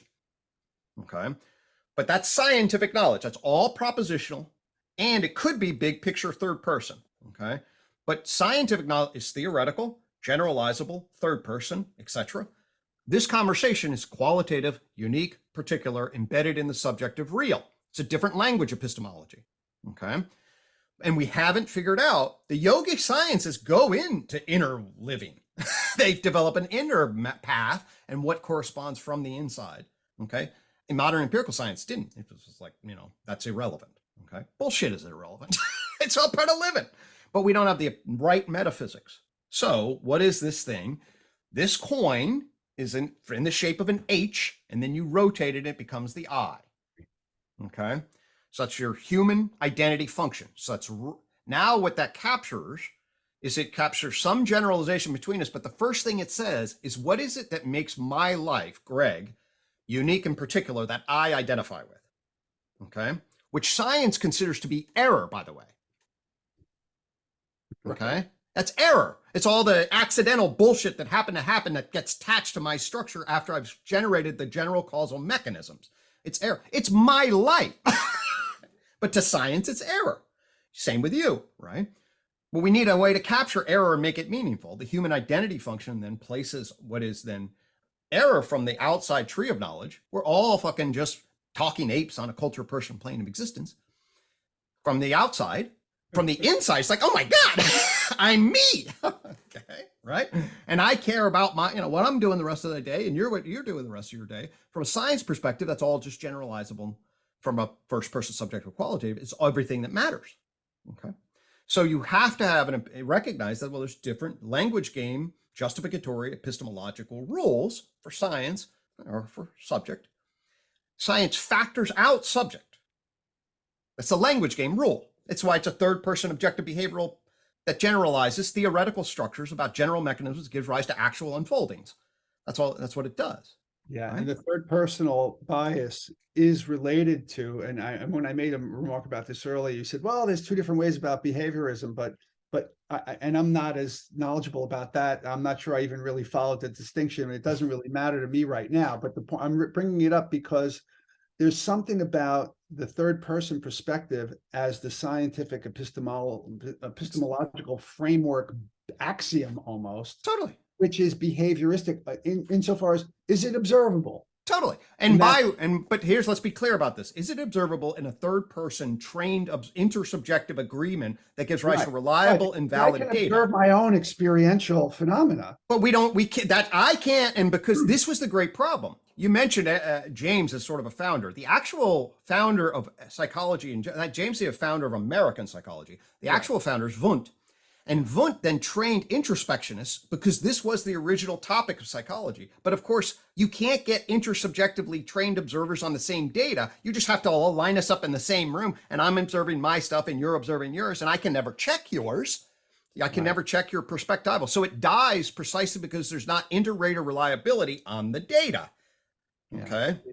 There is something that comes close to that in Indian Buddhism and stuff like that. You can get to there is a shared architecture. Psychology affords us a shared architecture, okay, if you know how to read it. And this is John's brilliance, okay? John's brilliance is like, well, we can do objective, we can do subjective, we can do intersubjective, but you know what's really cool? Transjective knowing, right? We can put agent arenas in categories and then trail them, and that's going to be a subjective, intersubjective, objective, dynamic relation where we can then see what are a lot of pragmatism is, and James is of all the psychologists in my estimation, founding, James is the best. And you get a pragmatic transjective epistemology, which is a super important one. We can tie this together, but the dominant epistemology, what became the dominant institutional epistemology of natural science, kills the unique particular qualitative subject. That's its language game kills it. And it didn't know how to put it back together because it couldn't get past the psychology bridge. And now because they didn't know minded animals and they didn't know how consciousness emerges, they didn't know how justification emerges.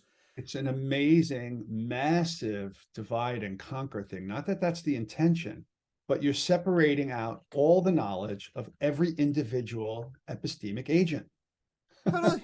and dismissing it. And considering it error. That's by the language game presuppositions of your epistemology. That is exactly what it does.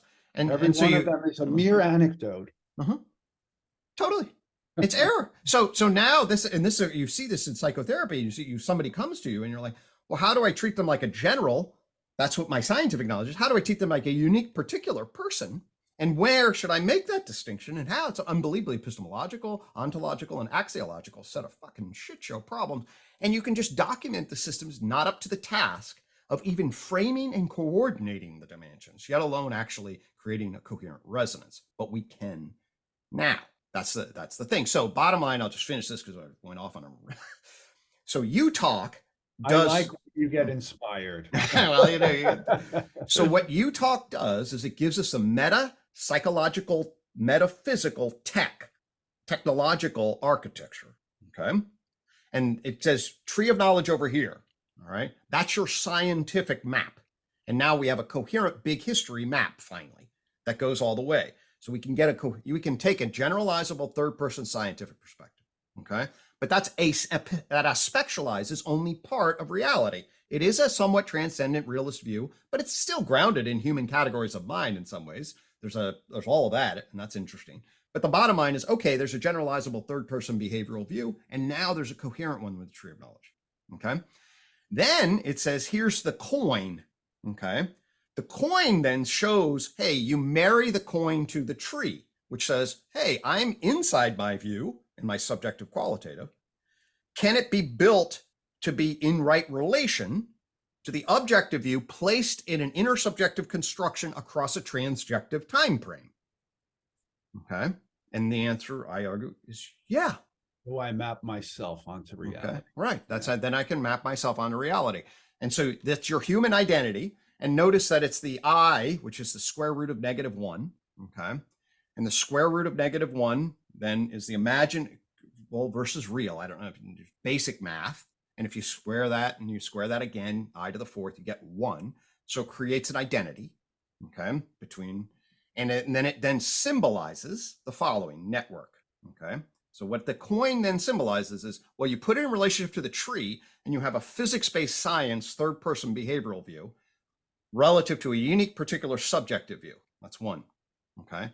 Now you create a relationship to mathematics on an imaginary and real relation, okay? That's what the coin says, and says there's a complex plane of knowing, all right? I'm also then going to make a connection with philosophy where the imaginary becomes imaginal epistemic knowing function, okay? So an epistemic knowing function creates a imaginal model of the real, all right, on the ontic real. Okay, so now what I've got is a psyche, human identity function, that has associative identities with math and its complex plane of real imaginary, and philosophy and its distinction of the ontic and epistemic, all then intersecting here. Okay, and the intersection of all of that, in my estimation, opens up an architectural pathway that solves the enlightenment gap. Okay, where the matter-mind problem now is like, oh, this is where people were getting confused and how to create objective knowledge out of a psyche through an intersubjective justification. They didn't know how to put this spot here, this spot here, this spot here, this spot here. But if you put all of these spots on your ICOG coin, you now have your subjective qualitative experience of being nested in a scientifically validated behavioral network that connects to math and philosophy in right relation.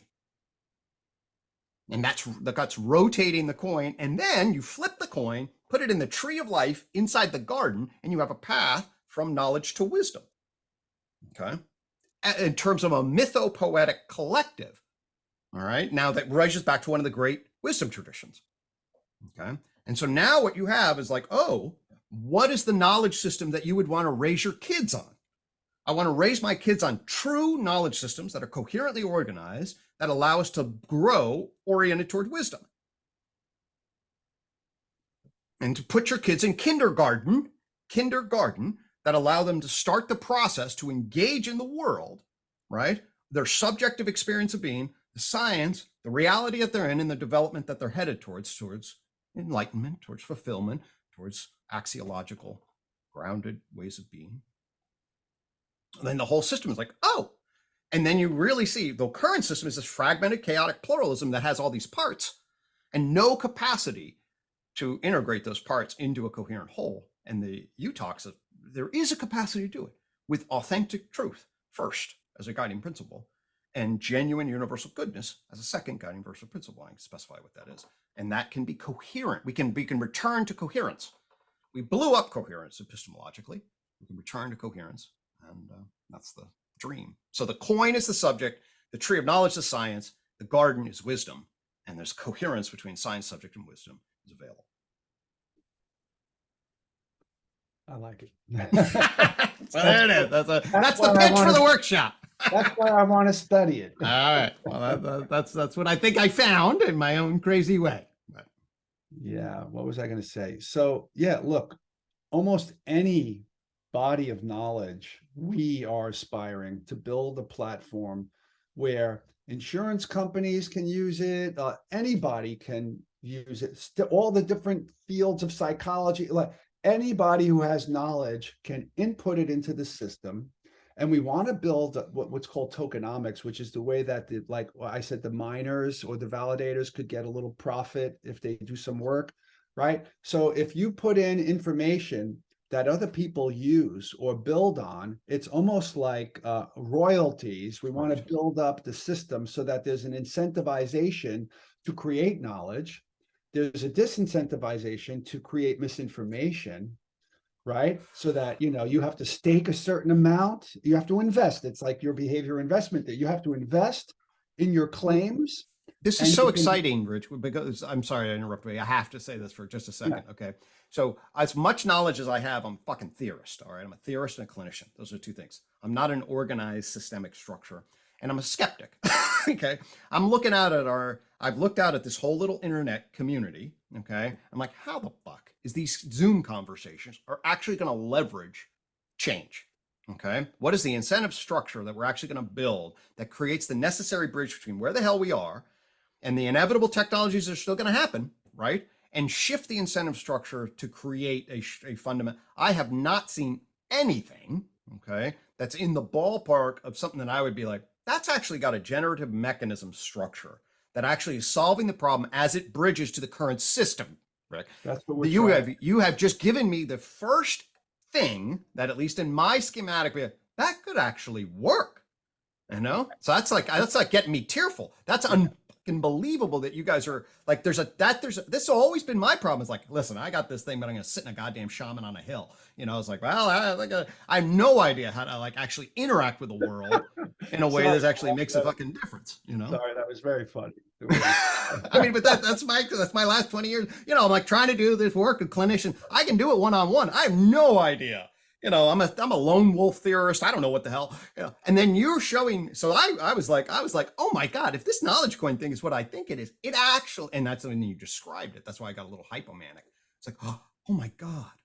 Yeah. Anybody who's told what I've just said to is pretty blown away by the idea that it could actually work, and it could create the kind of incentive structure that rewards like fidelity to the truth and incentivizes, exaggeration, bullshit, hyperbole, and it could solve jingle jangle problems in psychology. If all the different, like what John says about cognitive science, it's not just psychology, it's linguistics. There's jingle jangle problems everywhere. But so we want to create our first app, our first tier, or the first layer of our platform is called D.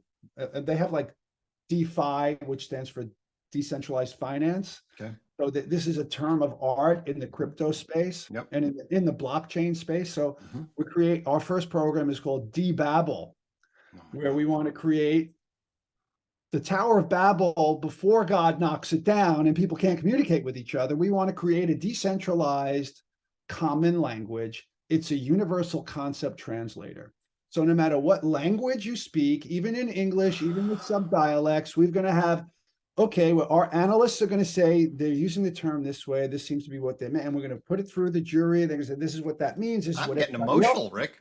This is what everybody else means. And every single user can have their own lexicon and compare with anybody else's lexicon. And we have a system set up that it's going to show you've got these two elements in common, but this third element not in common on Venn diagrams, this kind of thing. So, I mean, so you'll get, as part of the advantage of being in the UTOK workshop, we developed 15 Now You Talking videos, okay, that you'll get access to. We're going to release them after the workshop, but the workshop people, you know, I don't know how to fucking market. And people are like, well, try to put something behind a paywall. I was like, I don't know. I don't know how to do that But stuff either. I don't know how to do it. It just makes, I'm a public intellectual. I'm trying to give everything away. Doesn't matter. But here's the point. They're all the terms. They're UTOK terms. It's the first one is, well, what is UTOK? And then what is behavior? What is mind? So they're 5 to 10 minute discussions on behavior, mind, consciousness, cognition, self, person, egoa. Okay. And so they then are like, here's a 5-minute video about what behavior really actually means. Here's what 5 minute, what mind, blah, and then well, here's what mind means according to UTOK. And you go out, the whole argument is you go out and you find what other people mean. And there's a book and you'll get the book like when people use the word mind, okay, there are the following crystal clear reference. Okay, there's the neurocognitive activity. Okay, that's one crystal clear definition. There is the felt experience of being, the subjective conscious of what it is like to be. And there is the reasoning narrator and the action that you perform in the world, your mental activity. Okay, these are all reference that the behaviorists use this, the cognitive neuroscience people use this, the phenomenologists use this, and the Cartesian philosopher people use the last. And that's what they all mean by mind, and they're all trying to argue this is the epicenter. And you just take UTOK like, oh, there's mind 1, there's a neurocognitive activity, it's regulating the sensory motor looping. There's mind 2, there's an emergence somehow, or epistemological portal that's very difficult to see from the outside. And there's mind 3, a justifying reasoning mind that really does take us in a pretty different direction than the rest of the animals and is a fundamentally different kind of thing. And it is this mind that gives rise to science and reasoning and all this other stuff. And each one of those concepts will have a unique number, a hashtag identifying it with a Venn diagram and everything else. And when people, and if you what you have is the actual architecture to put this in an objectifying space. This is what I don't know, have any idea how to do that. But if you guys, I mean, that's just like, oh my God, that's just beautiful. I'm definitely choked up. I'm excited. Well, we're working on it. It's a huge project. Well, of course, obviously, it's. I mean, just the fact that there's an idea of it and the structure of the idea you laid out. Like I said, I've been following this space for a long time. I'm not at all convinced that this thing has got the capacity. This little corner of the internet has got the capacity to generate generative mechanisms that turn the Titanic. I say we're fleas on a Titanic, and we're all hanging out. Fleas can change something, but you better have a leverage system, and I don't know what that would be. But you may have a leverage system here. Fleas on the Titanic, yeah. Well, I mean, that's my pessimistic. Right? I can access both the optimism and pessimism. My pessimistic. Yeah, that's like rearranging the tables on the Titanic. Right, and a lot of our conversations are sort of just hanging out about that. But actually, how do you get to the rudder system and change the thing and miss the goddamn iceberg? I have no idea how to do that. You build a knowledge system that actually then has some objectifying capacity where people can say, oh my God, this thing actually filters out bullshit. Okay. Yeah. That's amazing. Wow.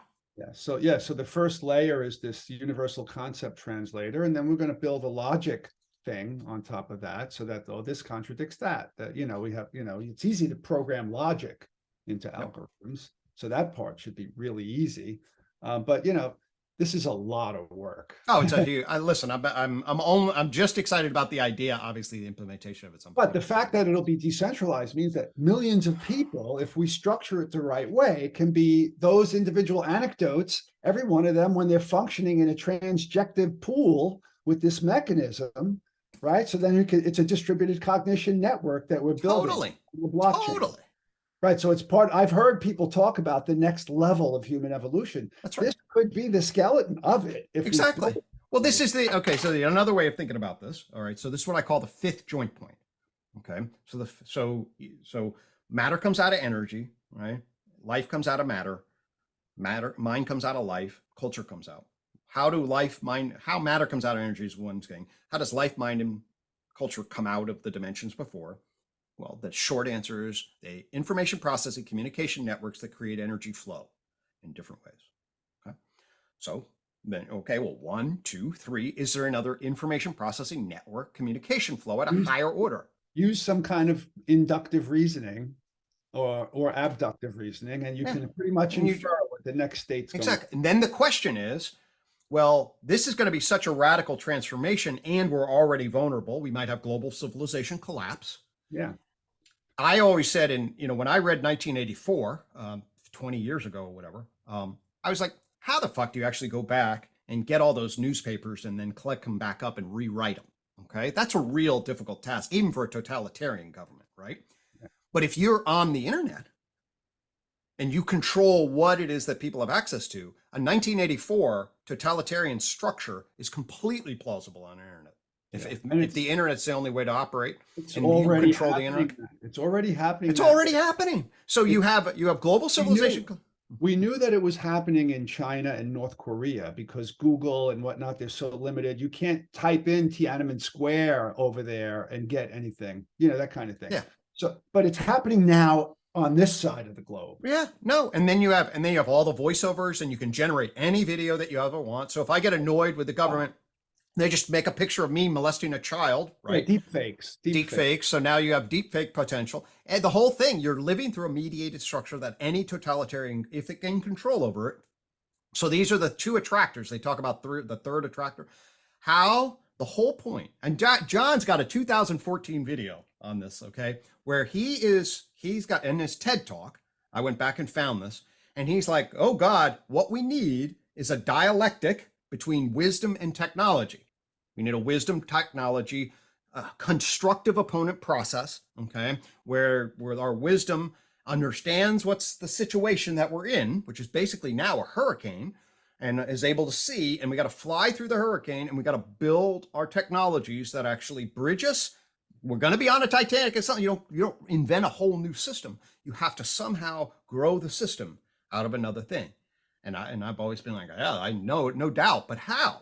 Okay. So, but the knowledge coin thing is the first thing I've really, really heard. Like, oh my God, that actually, I could see that working. So the idea that that's a wisdom technology fusion that has an architecture that you could then really crowdsource and then generate a brain that is actually operating on essentially, the truth at that level. I mean, that's like so profound.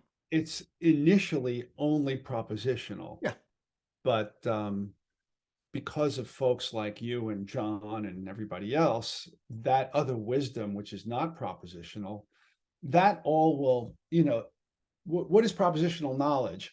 It's just some kind of way of communicating the other kinds of knowledge. That's all it really is. Yeah. Right. But we've got a tyranny of propositional knowledge, but, at least if we could have a kind of truth bank. Exactly.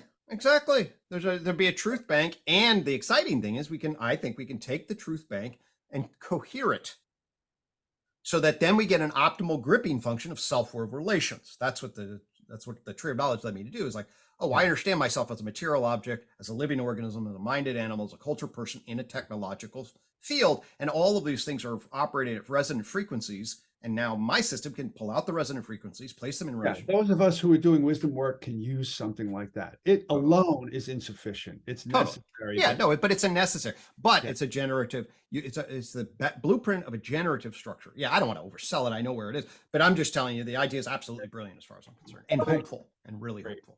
Yeah, sorry about that. My system, I think that's my system making those alert sounds. Okay. And I've done everything I can to figure out how to get rid of it. Ask my friend Mark to help me, because he could probably figure that out like that. Probably. But all right. Well, this has been great. Hey, man, absolutely. 2 hours. So yeah, I think that's good enough. That's. I think this feels like the right time to bring it to a close. So, hey, man, this is wonderful. It's super. You made my day when you sent the email, and I knew it'd be a fun conversation, and it was that and more. So I really appreciate all your efforts and your insights and everything. It's been great.